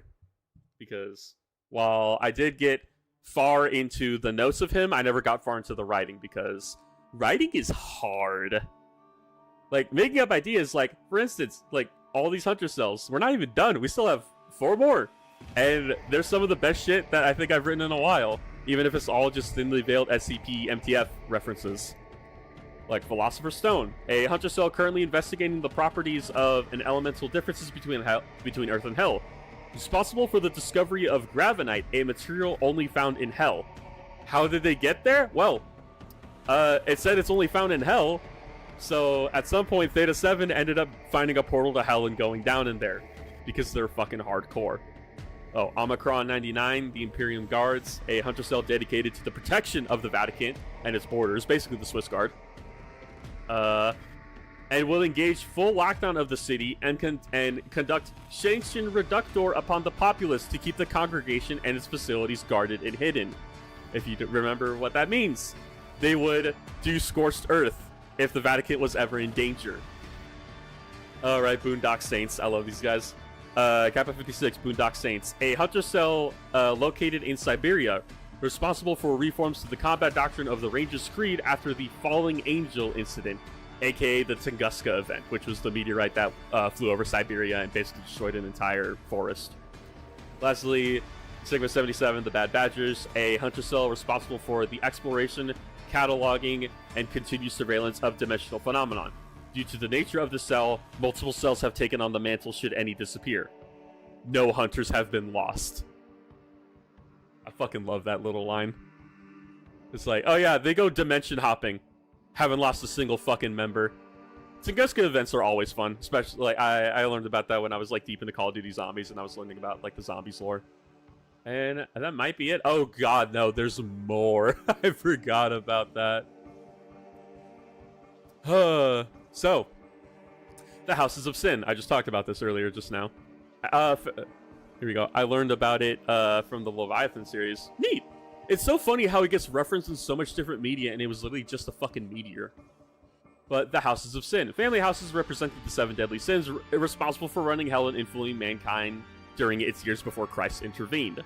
Currently have minimal influence over mankind. Symbols vary differently depending on the house and depending on who you are. And who is currently heading the house. So for my, I guess I'll say it, my OC, his symbol was it was a tattoo on the neck where it was a skull biting down on a bullet because he ended up helping invent firearms, and so everybody who works under him has to learn how to use firearms. One of my favorite tropes is characters who live for a really long time. There's a movie called The Man from Earth on YouTube about a man who's been alive since the Neolithic era. It's low-budget kino. I think I heard about that. I heard it's pretty good. But Basharia's Jihad, a not inherently a Muslim group, but based in Iraq of what was once Sumer, which like ancient Sumerians and all that. The group dates further back than the existence of the church, and their goal is to destroy all the corruption of the denizens. Scorched Earth policy. The symbol is that of 8 swords pointed outwards in a star pattern, representing the Sumerian word on, heaven, and its eternal war across Earth. A majority of these factions the player sadly never got to meet, but oh, I like these guys. This is definitely a rip from the SCP Foundation, but Dark Limited, a for-profit organization responsible for stealing and bidding off ancient reliquaries to anyone. Demon, angel, mortal, or otherwise. Their company structure is unknown and their auctions are well hidden. Currently in possession and potential sale of the Holy Lance. The company logo is the symbol of the Philosopher's Stone with the all-seeing eye in the center because it's supposed to be a reference to the Illuminati. The Crimson Court, which they did kind of deal with slightly, but not a lot. The government body responsible for the organization and the arbitration within Vampire Society. Due to the nature of Vampire Society, it is unknown who sits in the court. The symbol is that of a bleeding rose. There's such a volume of stuff here, you're going to have to run multiple campaigns to fit it. You say that. I can run an entire single campaign with just this. And you wanna know what's the crazy part? I will make an entire PowerPoint slide of something like this within 2 weeks again. The House of Sin reminds me of that line from Joshua Said in New Vegas. Sample, he had so many good lines in Vegas. Please explain to me which line you're talking about. Rogue hunter cells, for one reason or another, hunter cells have been reported as going rogue in recent years. Nothing out of the ordinary, the only danger is that they're organized. Rogue hunter cells are to be destroyed, authorized, sanctioned, reductor, no exceptions. The secrets of the world of darkness must be remained as such. These individuals are threatening the cause of a threat of causing Armageddon. typically found with the cross upon their gear scratched. When he's talking about all the tribes of the different weapons. Ah, I remember. Yeah, I like that. I love Joshua Graham a lot. He's such a well-written character. He's such a well-written character and a well-understood character for a guy who was inherently like atheist or agnostic. And that's impressive. And the Great Fellowship, a cabal of arcane gifted individuals that do not ally themselves with the Church, nor Hell, the Crimson Court, no one. Their knowledge makes them dangerous, and while they are not constantly against the Church, their goals eventually conflict with their own. With our own. They have no symbol, but their eyes are gray, and for one reason or another. Interrogation of them is highly demanded. And I believe that was it. Yeah, here we go. Creator and character introduction. Hunters in this world are part of small groups known as the Attuned. Humans exposed in one way or another to supernatural phenomenon, whether they encounter strange spirits or are survivors of a demonic attack. Now they can see what is hidden away from mankind's eyes, because not everything can be revealed to you. Like a demon, you would just never see it, regardless of if he appeared human or not. When creating a character, take into consideration why and when they would become attuned, along with their reason to fight against the horrors of the night, rather than becoming paranoid and insane. Because the whole thing about Hunter the Reckoning is that hunters go in one of two routes. They die or they fight for so long they genuinely become insane. Van Helsing is like in the hunter setting. He is insane. He is a mad bastard. And most of all, remember, you are mortal. If you die, that's it. Trust yourself, and more importantly, trust yourself. They are the only ones who will help you in a tight spot. For any further questions pertaining to character creation or lore, bug the shit out of me. And that was... oh, wrong thing. I should probably actually delete this really quick. Remove. And that is what I had for World of Darkness. I do have stuff for... what's it called? My fantasy setting. I don't know if I want to show that off yet. I might do a next stream, so that way I have a reason to drag you guys into the stream again. But no, I have a PowerPoint for that. I have a PowerPoint for what's it called? My 5e setting. I also made one for Pathfinder when I tried doing that. I stopped doing Pathfinder because I just didn't like the setting. It was so much reading. That being said, I might show this off too while I'm at it, because it's a different setting and I'm done with it anyways. The only time I've used vampires in a TTRPG setting was a JoJo campaign I ran. Doroman, please fucking tell me, how did you do a JoJo campaign? I have to fucking know, because I've done shit where I've given my players like stands and like made references. However, that's as far as I went. Is that why Big D is scared of this shit? Oh god. Oh no, Kyle, maybe. I was actually it was actually Call of Cthulhu with a lot of custom rules, but I do it differently now. Gotcha. I haven't ran Call of Cthulhu. My players are much more what's it called? Combat focused. Like they like story, but the problem is that to get to the story they have to do investigation and shit. I apologize to your minis. I don't think they'll ever be painted because of us. I'm glad you guys are interested in this shit, because this channel gives me an excuse to go autismo on everybody, and it's so much fun. I need to drink some fucking water really quick, because I've literally been talking. How long have I been streaming for? I've been talking for 3 hours and I haven't taken a fucking sip. So give me 1 second.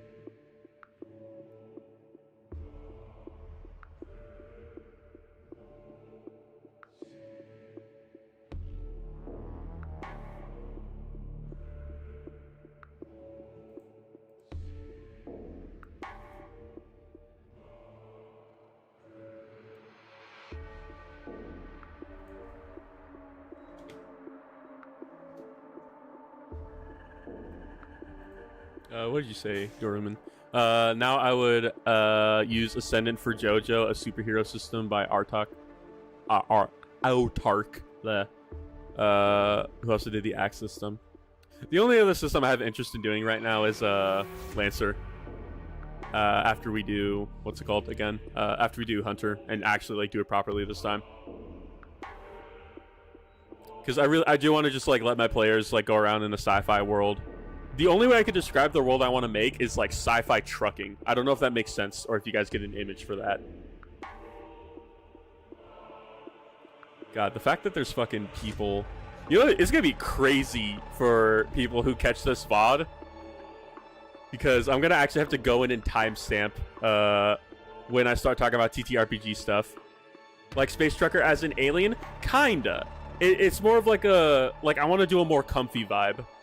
Like, how do I explain this? Imagine this. Imagine you're just sailing across the Andromeda Galaxy, and you're like, I want a break.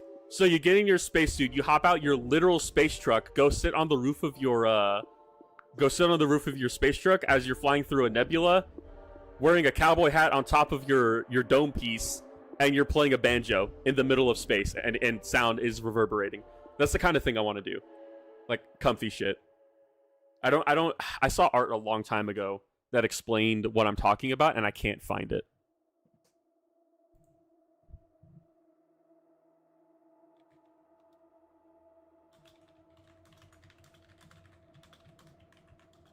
If you hear me typing, I'm sorry.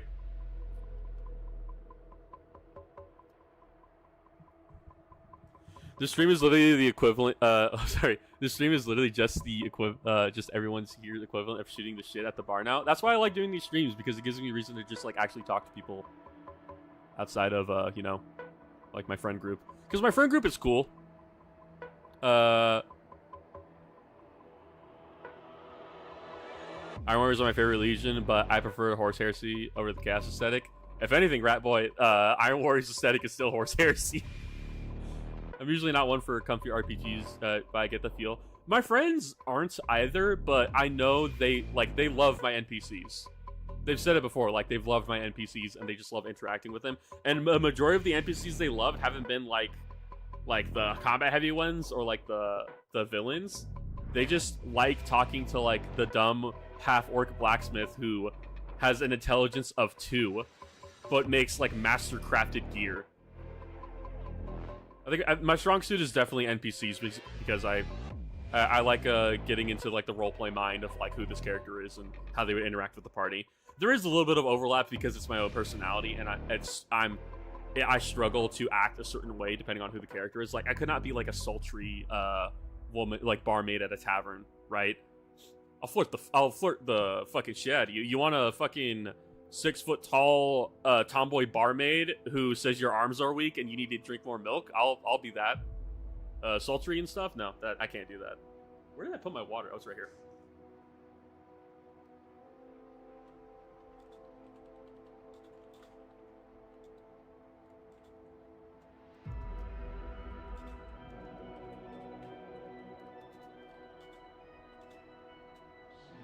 I might show the fantasy ones too, if people are fucking interested, because at this point this army's not getting painted because you guys keep asking me about fucking TTRPGs.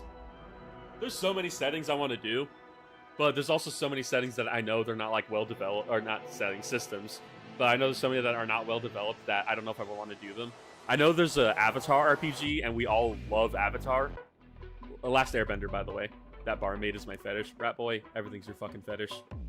You probably voted for Sororitas on the poll, didn't you?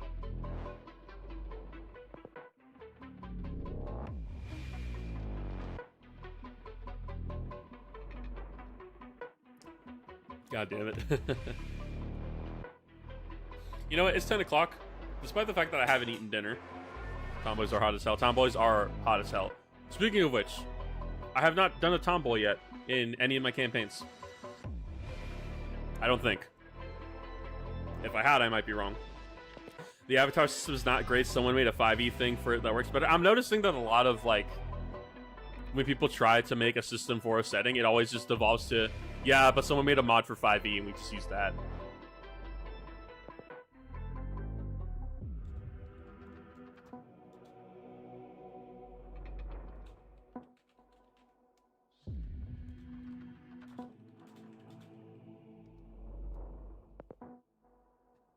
I'm gonna go grab a fucking ice cream because I earned it.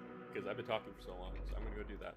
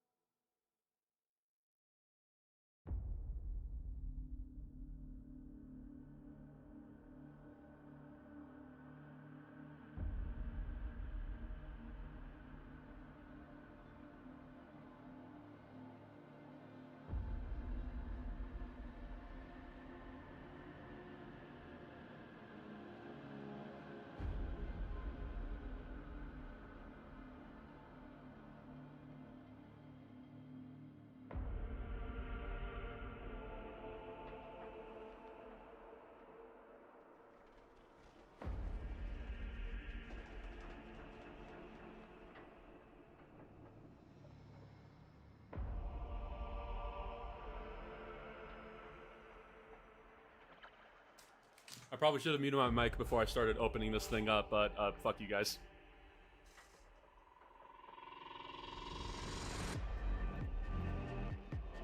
I'm glad everyone in this stream is chill and we could just say shit to each other. Tomboys are hot as hell to get advertised. Consider this: if you will, a 6-foot-tall muscular sororitas thinking your Metahuggers has drink more protein shakes because your gains have diminished due to your concentration warfare. I don't see the appeal of muscled women, but you live your best life, bro. There's an appeal to it. My brother really likes muscled women. I don't know why. However, I just like badass women who could kill me, like Samus and the like. That being said, I've never played a Metroid game in my life.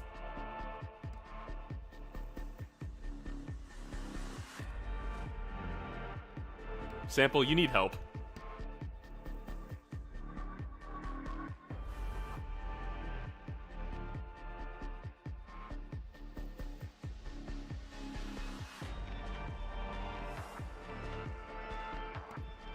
Got some Haagen-Dazs.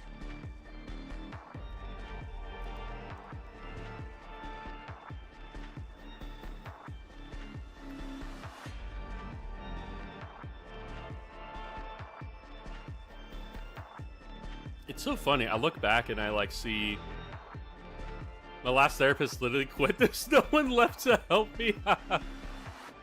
Your brother likes muscular women because he's basic and he has good tastes. He still hasn't brought home a girlfriend, so I don't know what the fuck he's doing. He's not going to the gyms to meet the muscle women. That's what he's doing.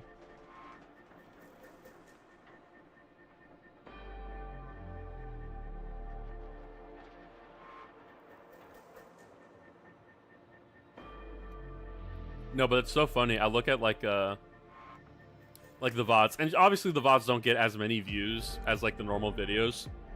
But still, it's kind of crazy to me that 150 or so people come back and watch a VOD just to see what I'm doing. I know not everybody can hang out at whatever hour of the day I stream, but still, you guys fucking show up. I can't work out to save my life. I was working out for a while, but I never really got any results because my work started picking back up and I couldn't. So the only time I can work out, because I have obligations outside of my job, I have to work out early in the morning. And I don't mean like, oh, I wake up at 6. I have to wake up at 4 a.m. to work out. And then I have to work out for an hour, and then I have to go to work. And that's just that. I just can't do that.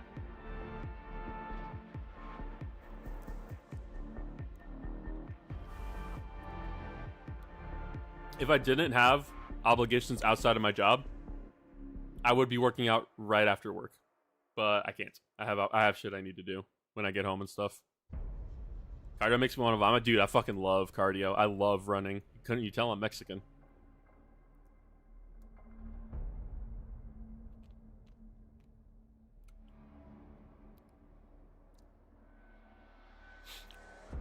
I'm pretty sure I don't need to tell you the story, but it also matters a lot with what you're eating. If you don't change your diet and you're just working out super hard, you're never going to get anything done. You have to change how you eat.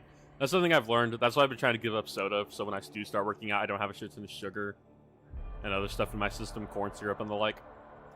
Granted, I don't know if Mio is any healthier, but there's no sugar in it and there's no corn syrup. No, I'm a legal citizen, thankfully. I was born here.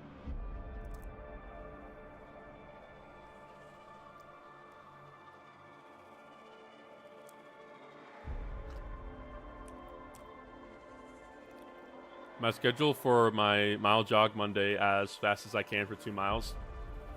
I was in and I usually do 3 mile on Friday. That's a good sample. That's nice. What's the deal with MacArthur wanting female Primarchs? He just wanted a bunch of mentally unstable 9-foot-tall tomboys to hang around him. I'll be back really quick.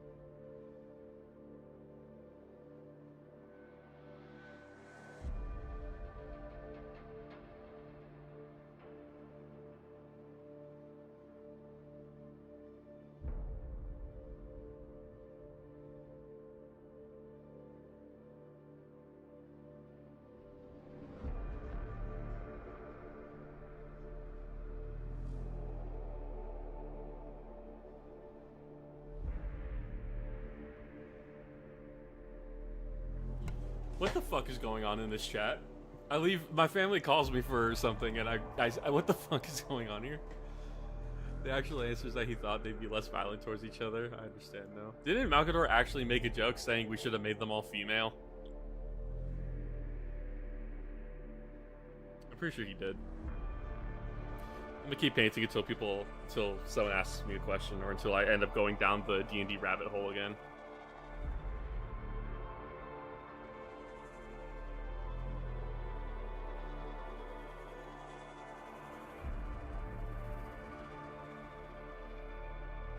What do you mean Malcador never met a woman? Brother, the Sisters of Silence are right there. They're not a 40k thing. They were there.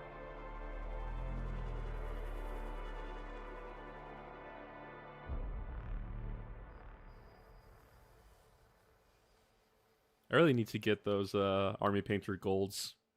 They're so much better than GW and Vallejo.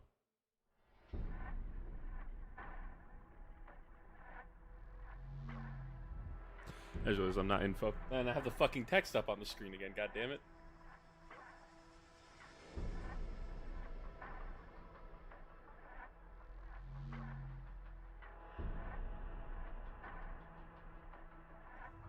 I'm not in fucking focus again.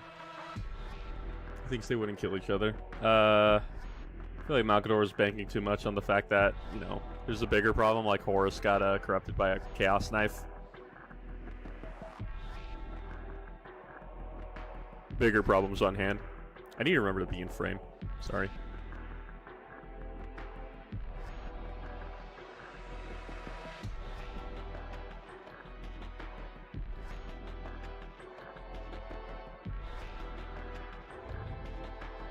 This channel is not good for my ego. I got people asking me online, hey, do you have any advice for me running a D&D game or a tabletop game, or do you have any advice for me writing? It's like, I need to reality check myself a little bit. Thought it was something called White Rabbit or something. Wasn't White Rabbit the call sign for the real life James Bond? Or something like that?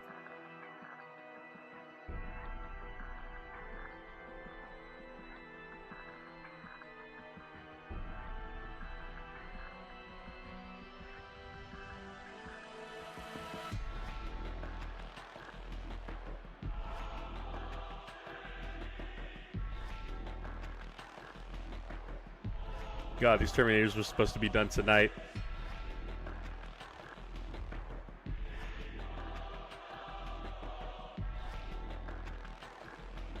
Did I color the brow? I did not.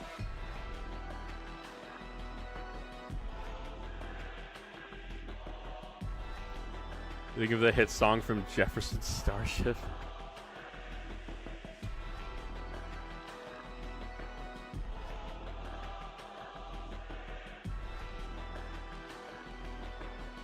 I should honestly take one of these streams to like start painting characters again.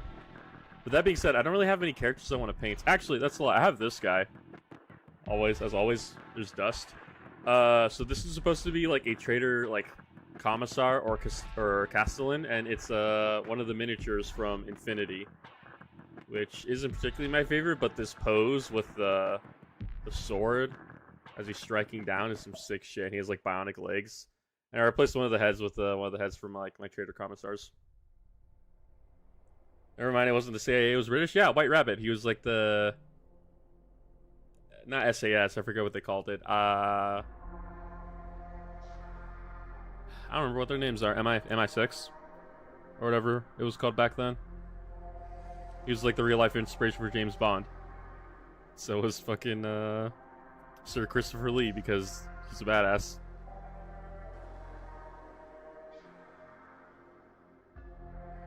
Alright, I had to do gold on the knee pad down here. It got messed up.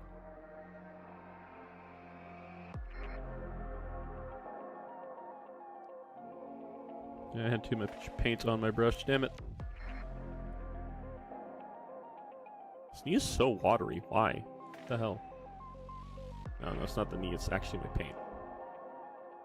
There we go. SOE was World War II, British Special Operations dudes, gotcha. Good to know. I'll forget that after the stream, don't you worry, rat boy.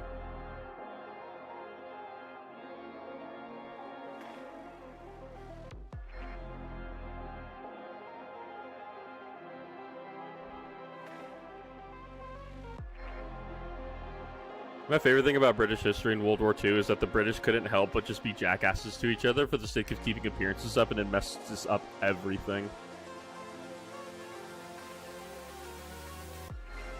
Like the SAS getting founded and utilized. Percy Hobart, so on and so forth. So funny. Just such arrogant jackasses. And it nearly caused their country to get wiped out.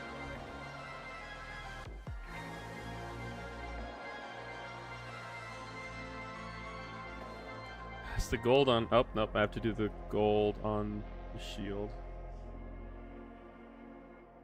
Trying to remember how I did it last time. Maybe World War II British War is wild. Do you know about the wooden airplane? That was undetectable by radar.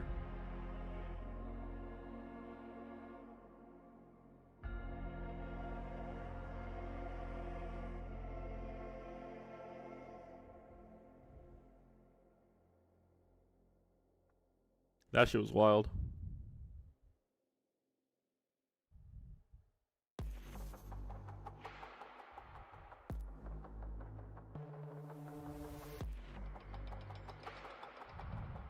There we go. And then we'll do all those gems. The Special Boat Service, the SAS of the Navy, was originally part of the Army. There's a special boat section. That's funny. So during World War II, obviously because everybody was like rationing out metals and stuff because of they needed it for the war. Trumps of Jericho is the coolest plane sound ever. I'll have to look at that. But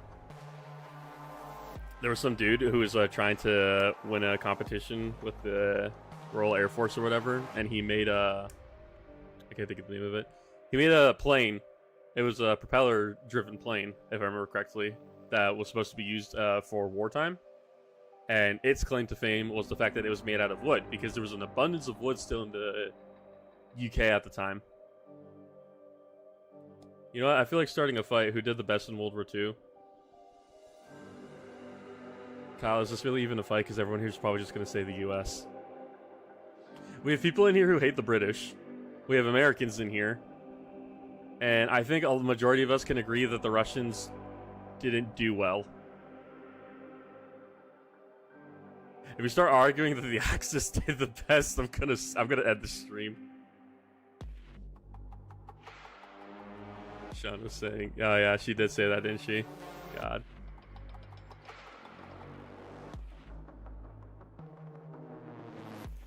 Shondo needs help, not as much as Pippin, but... Or Pippa, whatever her name is. As far as military equipment goes, Kyle, it's still the US. I don't know if you know how much of a war machine the US was. Or if you do and you're just trying to fuck with me. The US was so good at logistics. We were able to convert entire battleships to create ice cream in the Pacific while fighting Japan. So while we were sieging Japan, we had US Marines just eating ice cream.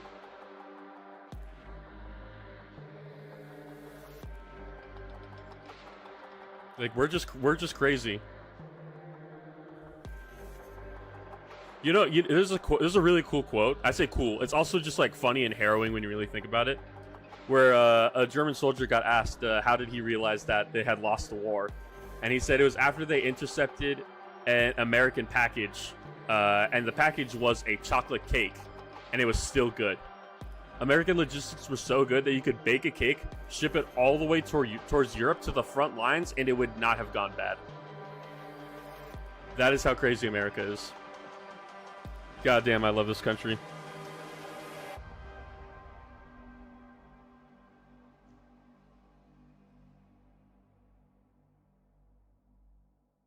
I really need to get some one coat gold shit. Doing layers of trim is really annoying. I know the Vallejo True Metallics, the ones where you mix with alcohol, they like cover completely in one coat, but also I don't want to run those through an airbrush. USA, USA. We stand the US in this household. If you couldn't tell, we're all about logistics here in the Broken Tower. I say as all my miniatures have dust on them.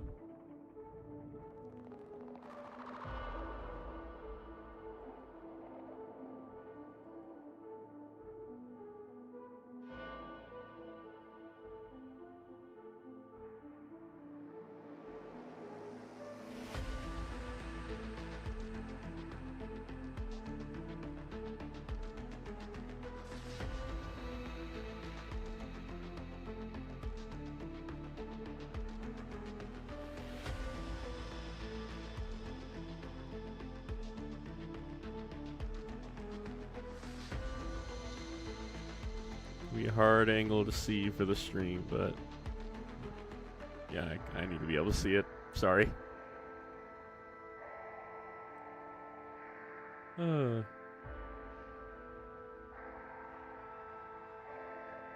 was going to talk about something I completely forgot what I was going to talk about because I had to go answer a few questions to my family. I don't know. Anybody who's played Lancer by chance, how is it? Is it good or is it kind of overhyped? I'm kind of curious. Because I know there's some people in here who play TTRPGs and I think they're still here. The one thing that my stream setup does not tell me is how many people are in the chat. I looked into Lancer, but my players had interest. Ah, that sucks. How does nobody want to have, like, jumble around in big-ass mechs? That's crazy. I think you're just devoid of joy at that point. Keep it 100 with you, big dog. If you don't want to tote around in a giant robot, you might need help.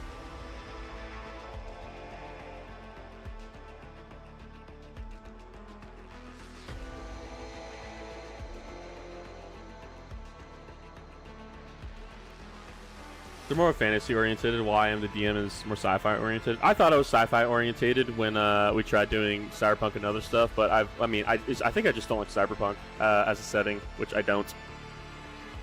But I did learn the hard way that my players are much more fantasy than sci-fi. Currently binging the lore of Lancer. Nice. I love mechs, but my autism tells me tanks are better. Can't you run a tank in Lancer, basically? Like, some of them are literally tanks. I saw, like, a four-legged walker that's used like a caravan.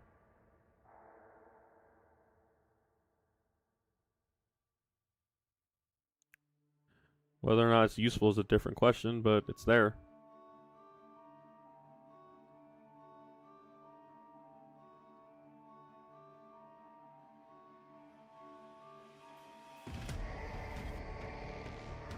It was funny, I was going to make a whole war for the Lancer setting I was going to do, where it was basically a giant intergalactic civil war.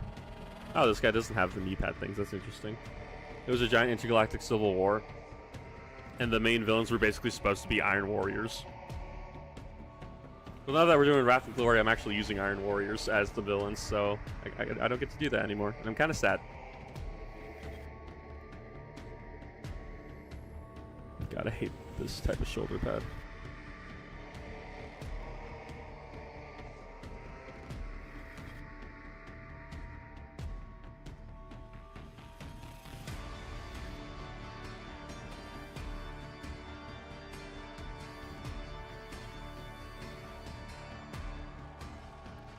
Oh, the mech that's a swarm of bees, bro. There's some crazy mechs in that game. I have a player who's a bit of a power gamer. He's not problematic. I have another player who is a power gamer, but he's so shit at it that his turns take forever. So I just like dislike when he power games. But so much shit in Lancer, and there's so many upgrades and stuff you can get. It just like looks insane with the amount of mech builds you could do. I know obviously there's like a true way to play a certain mech, but also you could just like not and just do some insane bullshit. I don't know if I have a favorite mech. My favorite mech would probably just be like a... I don't know if you played Armored Core, but I would literally just like make... You know what? Fuck it. Let me show you what I would make. I'm getting my Chaos Knight out. You guys get to see my Chaos Knight.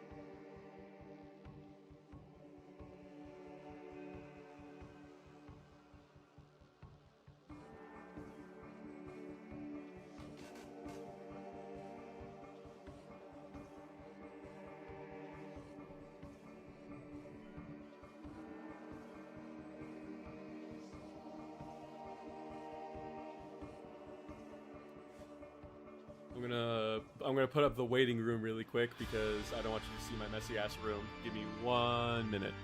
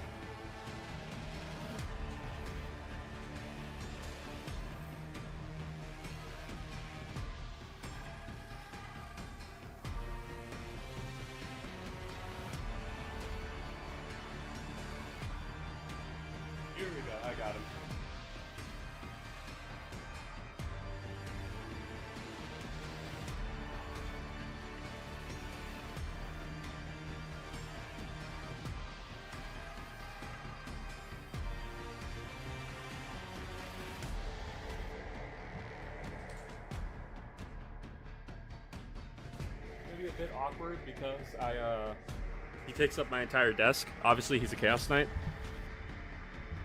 So I'm gonna have to hold my mic, actually. This is War Pig. Behold, in all his glory. Let me go ahead and move the phone.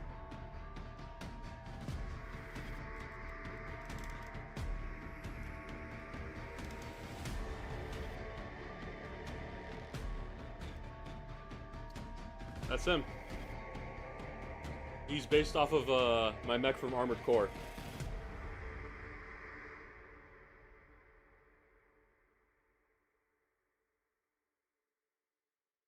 If you're here in the first stream, I mentioned I have a Chaos Knight that's body is based off of a Khorne Lord of Skulls.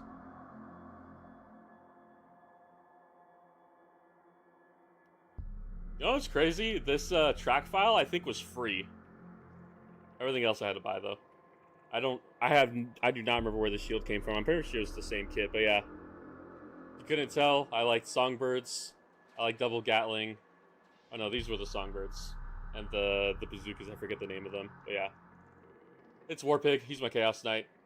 He's in there, you can see him. He's actually dead.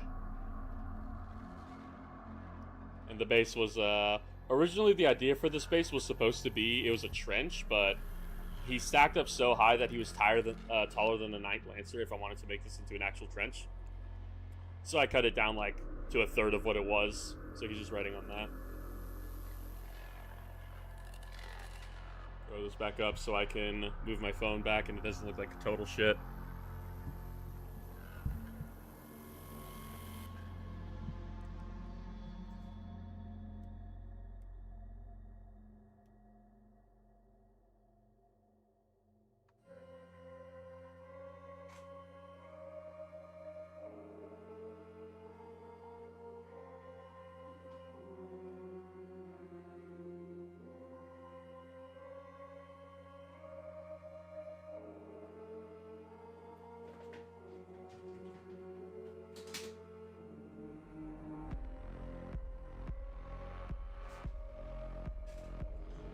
I did not play any of the other hardcore Armored Core. I did not play any of the other Armored Core games because I'm not a masochist, and some of that shit is just unfair. And frankly, the controls were ass back in the day. You're going to laugh, but the name of the mock that reminds me of is Barbosa. That's so funny. I like cannons. Cannons are sick.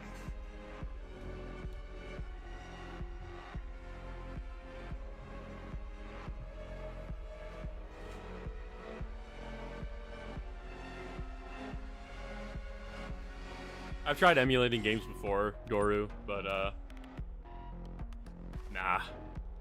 It's not worth it for some of them. I really just wish some games would get remastered. It's described as more gun than machine. That's great. I love that shit. All right, place your bets. How much is his mortgage? How much of his mortgage is it worth? That actually, Kyle, that night was completely 3D printed. I printed that whole thing by myself. And I'll tell you right now, the amount of resin that it took, it was like a third, maybe, of a night. Maybe.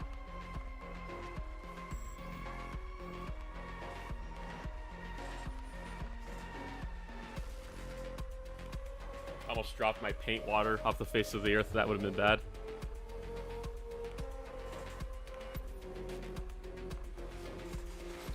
Printing makes the hobby much more enjoyable. That being said, I will never tell anybody to go 3D printing and tell them it's easy. 3D printing is fucking annoying. Sure, at the end of the day, it's just maintenance when you really think about it, but you're dealing with a harsh chemical that could fuck you up for life if you're not careful with it.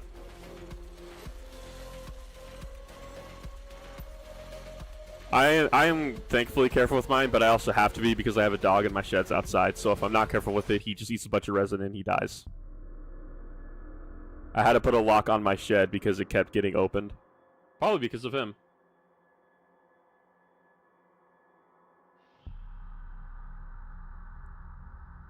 Yeah, no, I love 3D printing. My store is thankfully fine with it because we pay a membership every month, And the membership right now, it's like $50.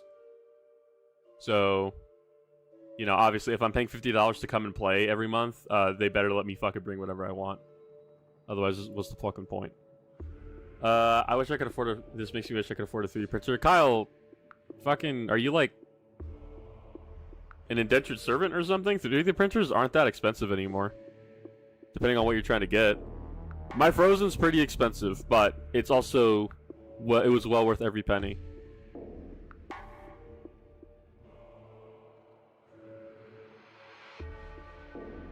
And I'm not trying to make fun of you saying, haha, are you poor? No, it's like 3D printers are not expensive anymore. You can get one for a pretty decent price nowadays.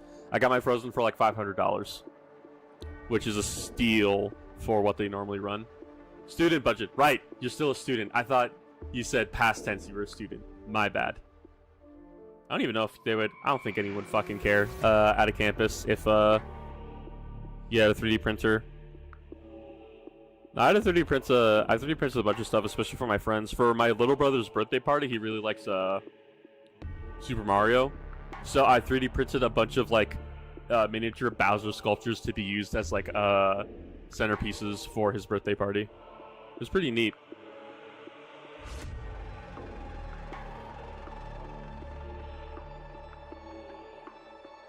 You get a good resin printer for about $2,000 to $600. You could get a workable resin printer for $200. If you want good, you're going towards the $500 range. Because workable is like Elegoo and shit, which I had 2 Elegoos before I switched over to Frozen finally. And using a Frozen has been a godsend. It is the best resin 3D printing experience I think I've had. I remember slamming on the broken LED screen of my Saturn, my Elegoo Saturn, and then after replacing that screen, after staying out there in the heat for like 5 hours or however long that took for me to fucking do all that, it broke within 2 weeks. And I just bought a whole new printer after that. I don't like Elegoo. Not that I'm saying this channel is ever going to get any sponsors, but if there was ever an Elegoo sponsor, I would tell them to go fuck themselves. I got my Frozen for $350 back in 2024. That's around the time I got mine too. Nice. I got a Mighty 8K. I was thinking about going bigger, but I really don't care too much about print quality. That being said, the print quality of my new prints are pretty good. Like, this was printed on that, and I see no fucking layer lines or anything. This looks like a legitimate mini. It does kind of make me wish I'd go back and like reprint a bunch of my stuff, but honestly, like these Terminators, I don't really see many layer lines. I don't see any problems with them, and I like them enough to not reprint them.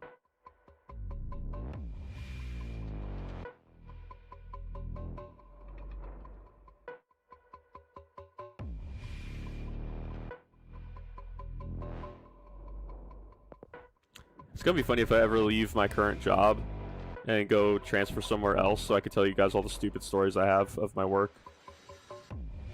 That'll be fun story time. I might make that a segment on the channel at some point, just like story time, if I'm ever bored.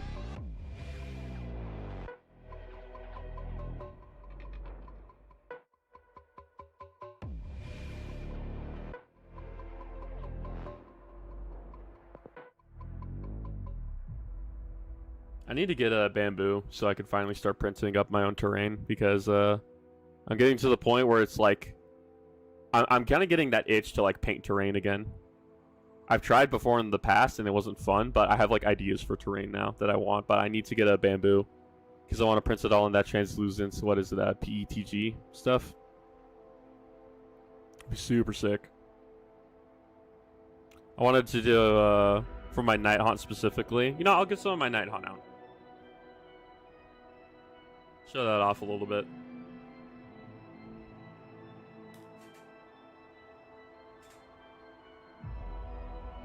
Probably stream for another hour, half hour maybe. We'll see.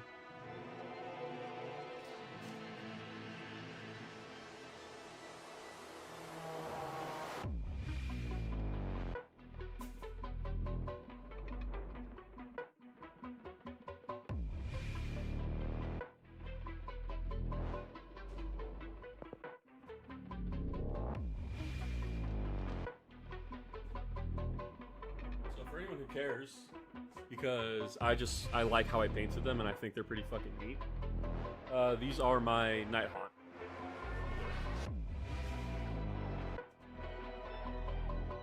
So these are Craven Throne Guard, which are like the ranged units. And if you couldn't tell, the reason why I like resin is because these guys are printed with transparent green resin. And I cover everything in a green wash, so the translucence doesn't go away.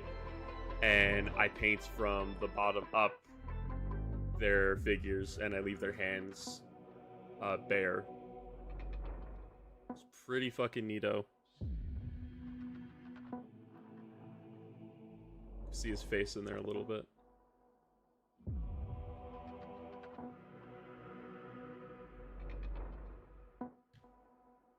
Hell yeah. I like that, Doru. That's fucking sick. Not only did I do that, so like a majority of the stuff I printed in the green resin now just because it's easier to use it than not, but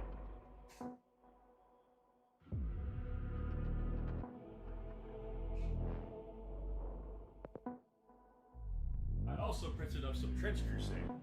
I think the last bit of this stream is just going to be me showing off models again because it's just fun. Thanks, Sample. I was very proud of that. I was trying to do, I don't know if you guys care about the Lord of the Rings miniatures game, but there was the Army of the Dead, where they're made out of like the translucent blue plastic, and they would like dry brush over them to give them a ghostly effect.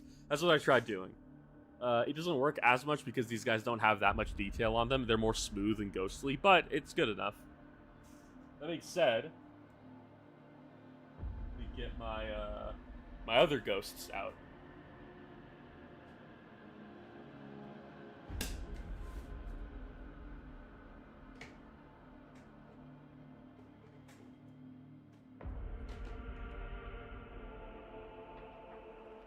Here is...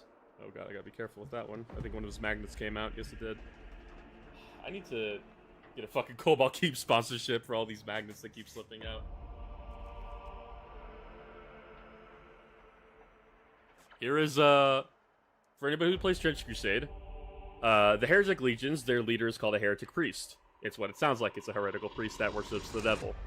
For Trench Ghosts, you're able to give him something called a Tank Palanquin, which is like a small tank he rides around on. This is my Trench Ghost General. Painted him up like that Scooby-Doo villain. The like, ghost guy. Underneath him are a bunch of undead that he's running over on his tank that support his palanquin. And this dude is a fucking menace. I give him an anti-material rifle when I run him, and because he's in this tank, he's basically almost invincible. You have to kill him on a 12. You have to roll 2 12s, which is a 1/36 chance, or even greater than that actually. If you have to do it twice, and he is a menace. I built trenches. They're not done yet, but I built trenches, like trench terrain for Trench Crusade. And literally, if you're in no man's land and he sees you, you just get popped and you're dead. It's so fucking cool. Both heretics, can't you tell?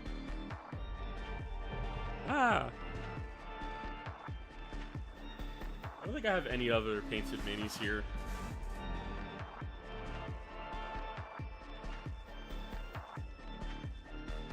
None for Trench Crusade.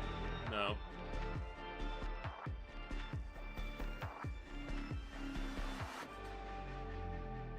I guess I could show off my kill team. Okay.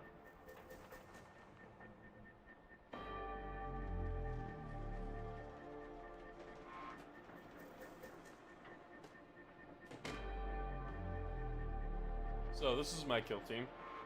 It's Legionnaires, if you couldn't tell, because I play Chaos. I only have the few because I didn't feel like making the other models or printing them out. But I use the Angel of Metamorphosis as my phone wallpaper. Dude, the fucking... I forget what that faction is called, but that faction's fucking sick. What are they called? Is it literally just the Church of Metamorphosis? Yeah, it is. But yeah, these are my kill team members. If you watched the first stream where I showed them all off, this is supposed to be Nemeo, the Dark Apostle, before he ends up. Or no, this is not Nemeo. This is supposed to be. What's your fucking name? You were the Master of Possession. Caloran. Before he ends up getting his giant cloak and shit. This is Nemeo, where he has the Nebulith blade, and on the ground is a broken blade of a space marine. He has a dark creature following him above his head. It's supposed to represent a demon that follows him. I'm pretty sure this is supposed to be Bacillon. Barbed wire all over the shield with an Iron Warrior. Noise Marine, so he likes the loudest. He likes the loudest gun, which would be a rotary cannon. But yeah, it is Bacillon because he has an Imperial Fist helmet on his base. It's supposed to be my Warpsmith. Thank you. I don't remember where I got it from, or else I would tell you. It's a 3D file though. This is supposed to be Drask, the guy who eventually becomes the Disco Lord and rides a Grave March. On his ground and on his belt, a ton of skulls of his favorite trophies of people he's hunted. He has a triple-barreled Melta pistol, and he's doing like the commando, like holding a knife ready to lunge at you shit. Amun, who actually do have his model. I run him as an icon bearer, if you couldn't tell. But actually do have his normal model. I'm supposed to run it as a Chaos Sorcerer. So yeah, he gets a big fucking upgrade when he gets older. I still need to paint him, but I have no reason to use the Chaos Sorcerer so far. And then lastly, is the man himself, the man in the broken tower, Diadium. The only one with a hazard stripe painted on his chest. And the reason why he has a hazard stripe painted on his chest is because the lore is that he was sent into No Man's Land to die. And they decided it would be funny if he had a giant hazard stripe on his chest to let the enemy know he was coming. And you can tell it's him because he has the exact same right hand that they both end up having, a bionic hand. PT belt, it's literally the PT belt. So he goes from this being the bottom of the totem pole of his legion to this one day. Honestly, that's pretty fucking sick to me.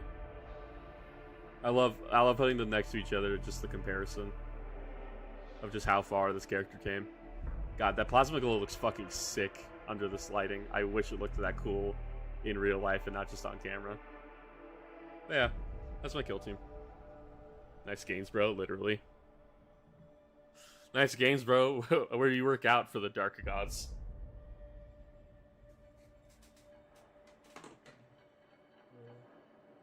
I guess I could show off these guys. They're not done, but I've 3D printed some guys. This is my wife. She very nice. It is a literal artillery witch with 4 arms, with a bride veil, because I like robot women. If you could not tell from this channel. Once again, the author's thinly veiled fetish. Iron Hands and Iron Warriors both wear dark gray, heavily used cybernetic, and are both completely miserable. Yeah, but the Iron Warriors have a Warhammer Plus show, and the Iron Hands still have the worst Primarch, so I'm winning. Yeah, I love the Artillery Witch. It's probably my favorite thing in Trench Crusade, outside of this boy who... Yeah. I dropped the model somewhere. That's unfortunate. I hope he wasn't important. He probably was. Where did he go? He's right here. Oh wow, he lived. Wow, this model's tough. But Communicant, probably my favorite thing in the entirety of Trench Crusade. The guys who eat the flesh of a clone of Christ and just turn into giant hulking masses. This anti-material rifle is sick as shit. Obviously, I never got around to finish painting them, but cool model. I went ahead and I backed the for anybody who's into Trench Crusade, I backed the Red Brigade Kickstarter, so I got a bunch of these guys in Saleh helmets with like cloaks and shit, because I am sexually attracted to Saleh helmets. It is my favorite medieval helmet. Yeah, this freak who I'm pretty sure is supposed to be I forget what they're called. Goetic Warlock, I believe. Looks more like a satanic Darth Vader. Still looks sick as shit, though.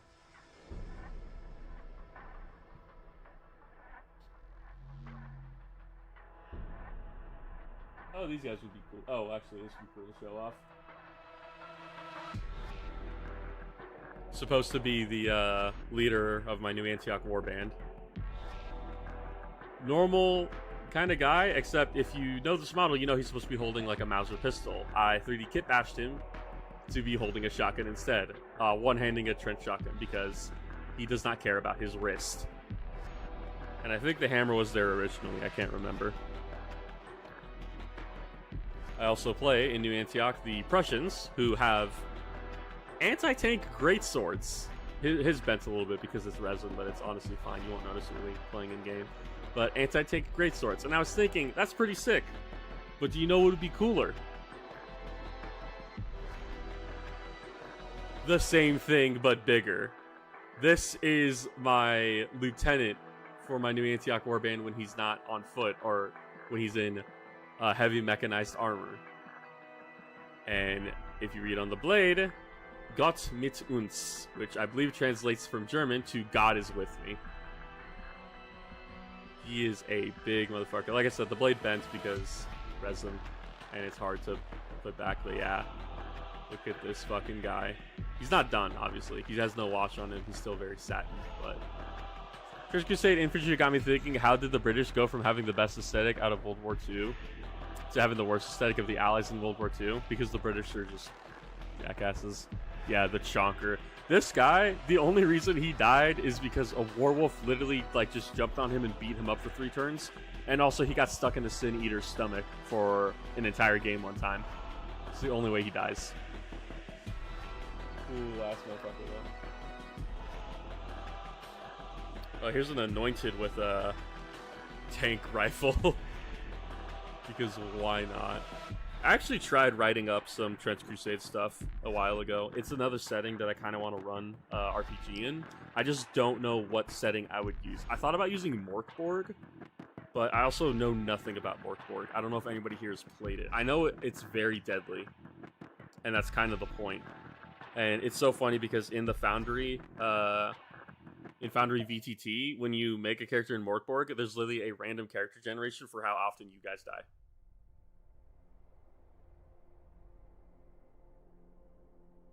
Yeah, those are my Great Crusade models. I really like them.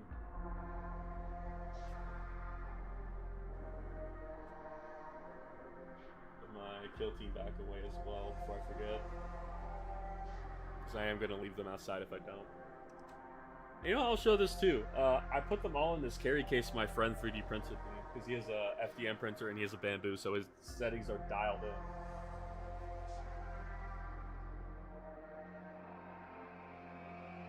But, I can't really show it, but I'll just go ahead and just like show this part. This is the plate that covers it. It is a 3D printed case that looks like what's it called? Ammo box of like 30mm shells or something.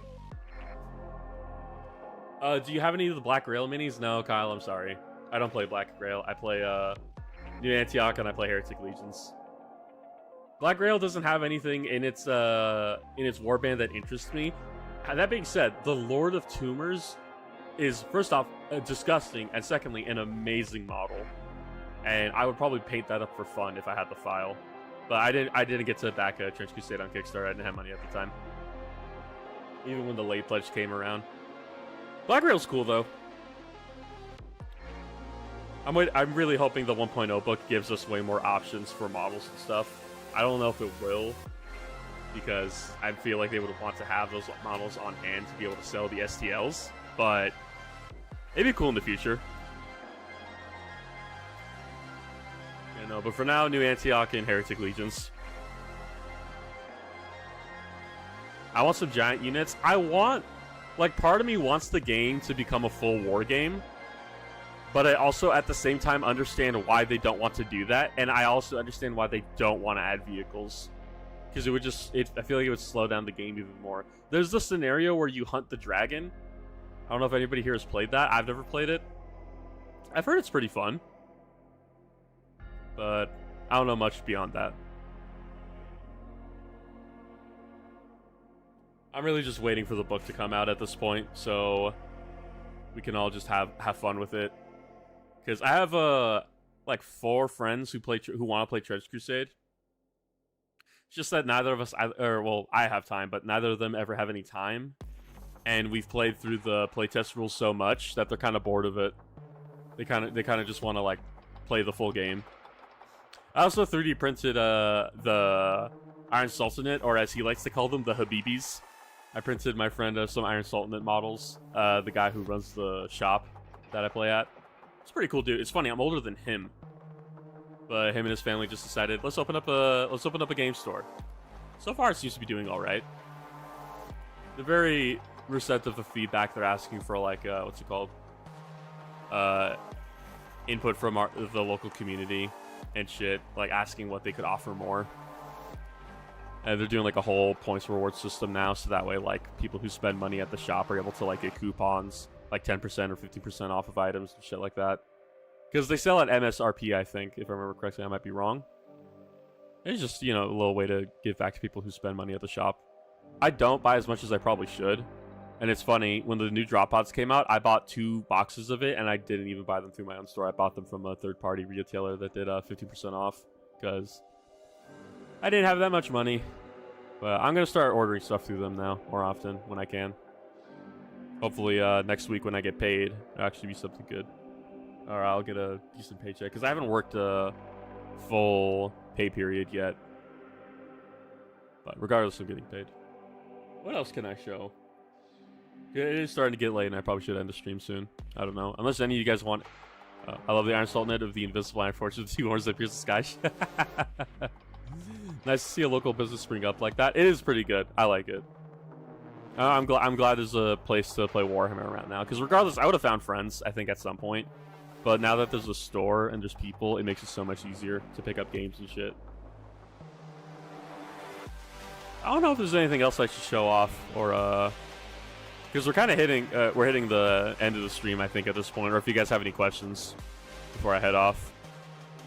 Because yeah, after that entire stream, we got more base coats done, some gold trim done on one guy, and me nerding about my homebrew D&D and other setting lore for the entire night. Yeah, I guess I'll just open to questions and shit before I hop off. Should drink more water is what I should do.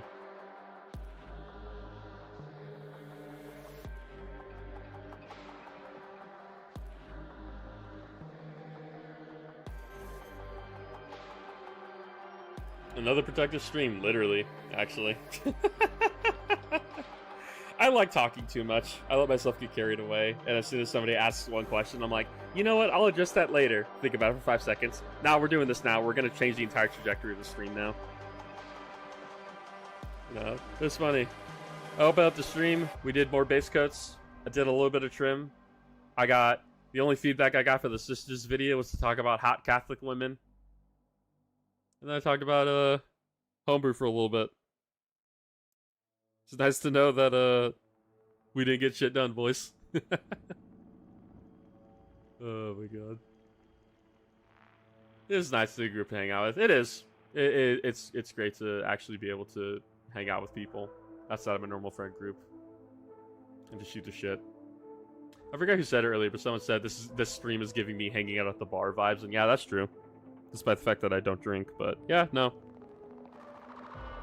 I'd rather every stream be like that, regardless of how late or how early you join in. Just like, hey, what'd I miss? And just get you up to speed and shit like that. Yeah.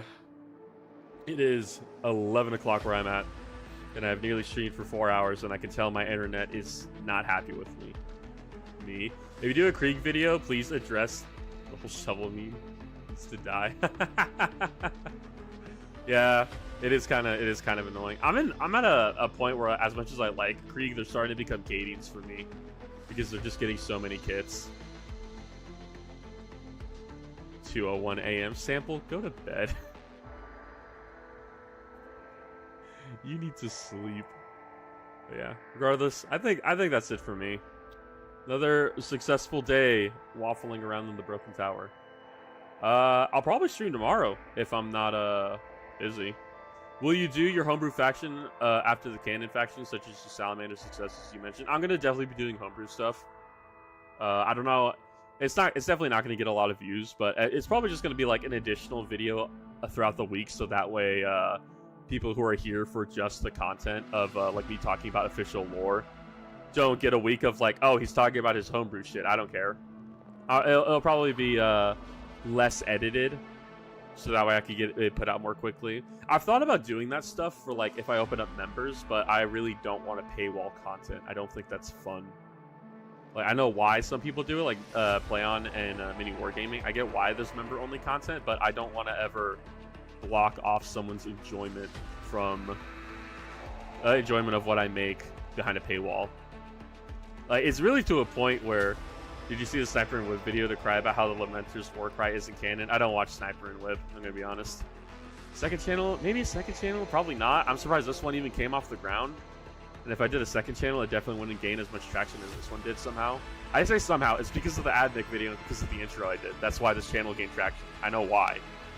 My first video did okay, but the AdMic video just blew up out of nowhere. Even got shared on the fucking subreddit. But like, it's to a point where like I don't know what I would do for member content, that I honestly think if I open up memberships, it's literally just going to be a, hey, this is a thank you and a flex to show everybody that you support this channel. There's nothing to be gained from it. But if I did that, I would also just like probably just open up a Patreon or something, and just let people donate whatever, like $2 a month, and that's it. I don't know. I'll have to think about it. If this channel ends up reaching like 10k subscribers, then it's going to be a real thing of like, oh, I kind of need to take this seriously. Homebrew series would be awesome. I would love to do a homebrew series where I just talk about my own shit, but I also want to like get submissions from you guys of just like, I know Remlace did that for a little bit where it's like homebrew of the week, but I would also like to do that where it's just like reading what people have written down and just reacting to it.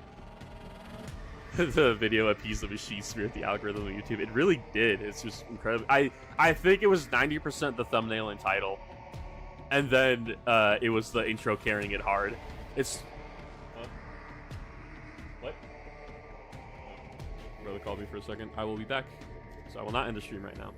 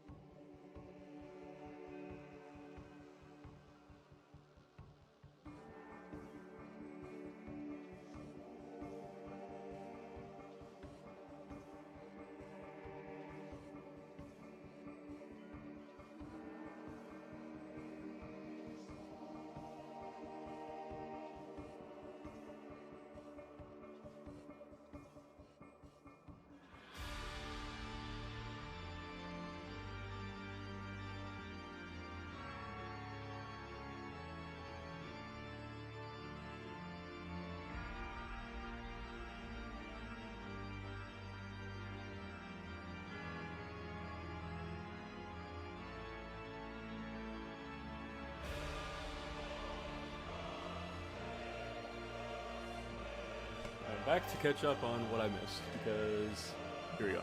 I made a Blood Angel successor homebrew that their heads is in ski build. Jesus Christ, rat boy. Well, we got a Salamander successor chapter obsessed with jetpacks and exclusively use speaky helmets. Doruman, that sounds like a very roundabout way to just becoming Raven Guard again, but that's also kind of funny. I like to imagine you're a caveman and you're in a giant lurking in a forest. The Horus Heresy and its repercussions have been a disaster for the Imperium. Real. Yeah, I would like to do some homebrew stuff and like react to everybody's homebrew. The only problem is that I would have to curate it because I know some people would send troll submissions where like I don't care if your homebrew is silly. I just care that it's not like insanely offensive or something stupid like that, or just like taking the piss. I mean, you can take the piss a little bit, but just not take it fully. But yeah, I think that's it for me because I had to go put my dog to bed. I need to go make sure he actually falls asleep. So and I put him to bed, not like put him down. He's one. He's not that old yet. The Mr. Bones video about the Salamander Successor chapter, he completely gave up. Do you know what the title of that video is? I'll probably go look at it after this stream.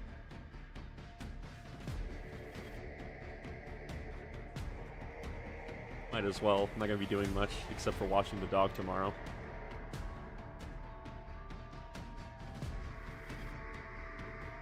Watching the dog and scripting the next video at least. I'm already like a quarter of the way through scripting. Scripting's not that hard, honestly.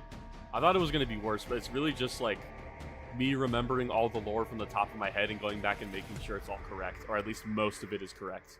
Because there's so much shit in Warhammer that's kind of hard to keep up.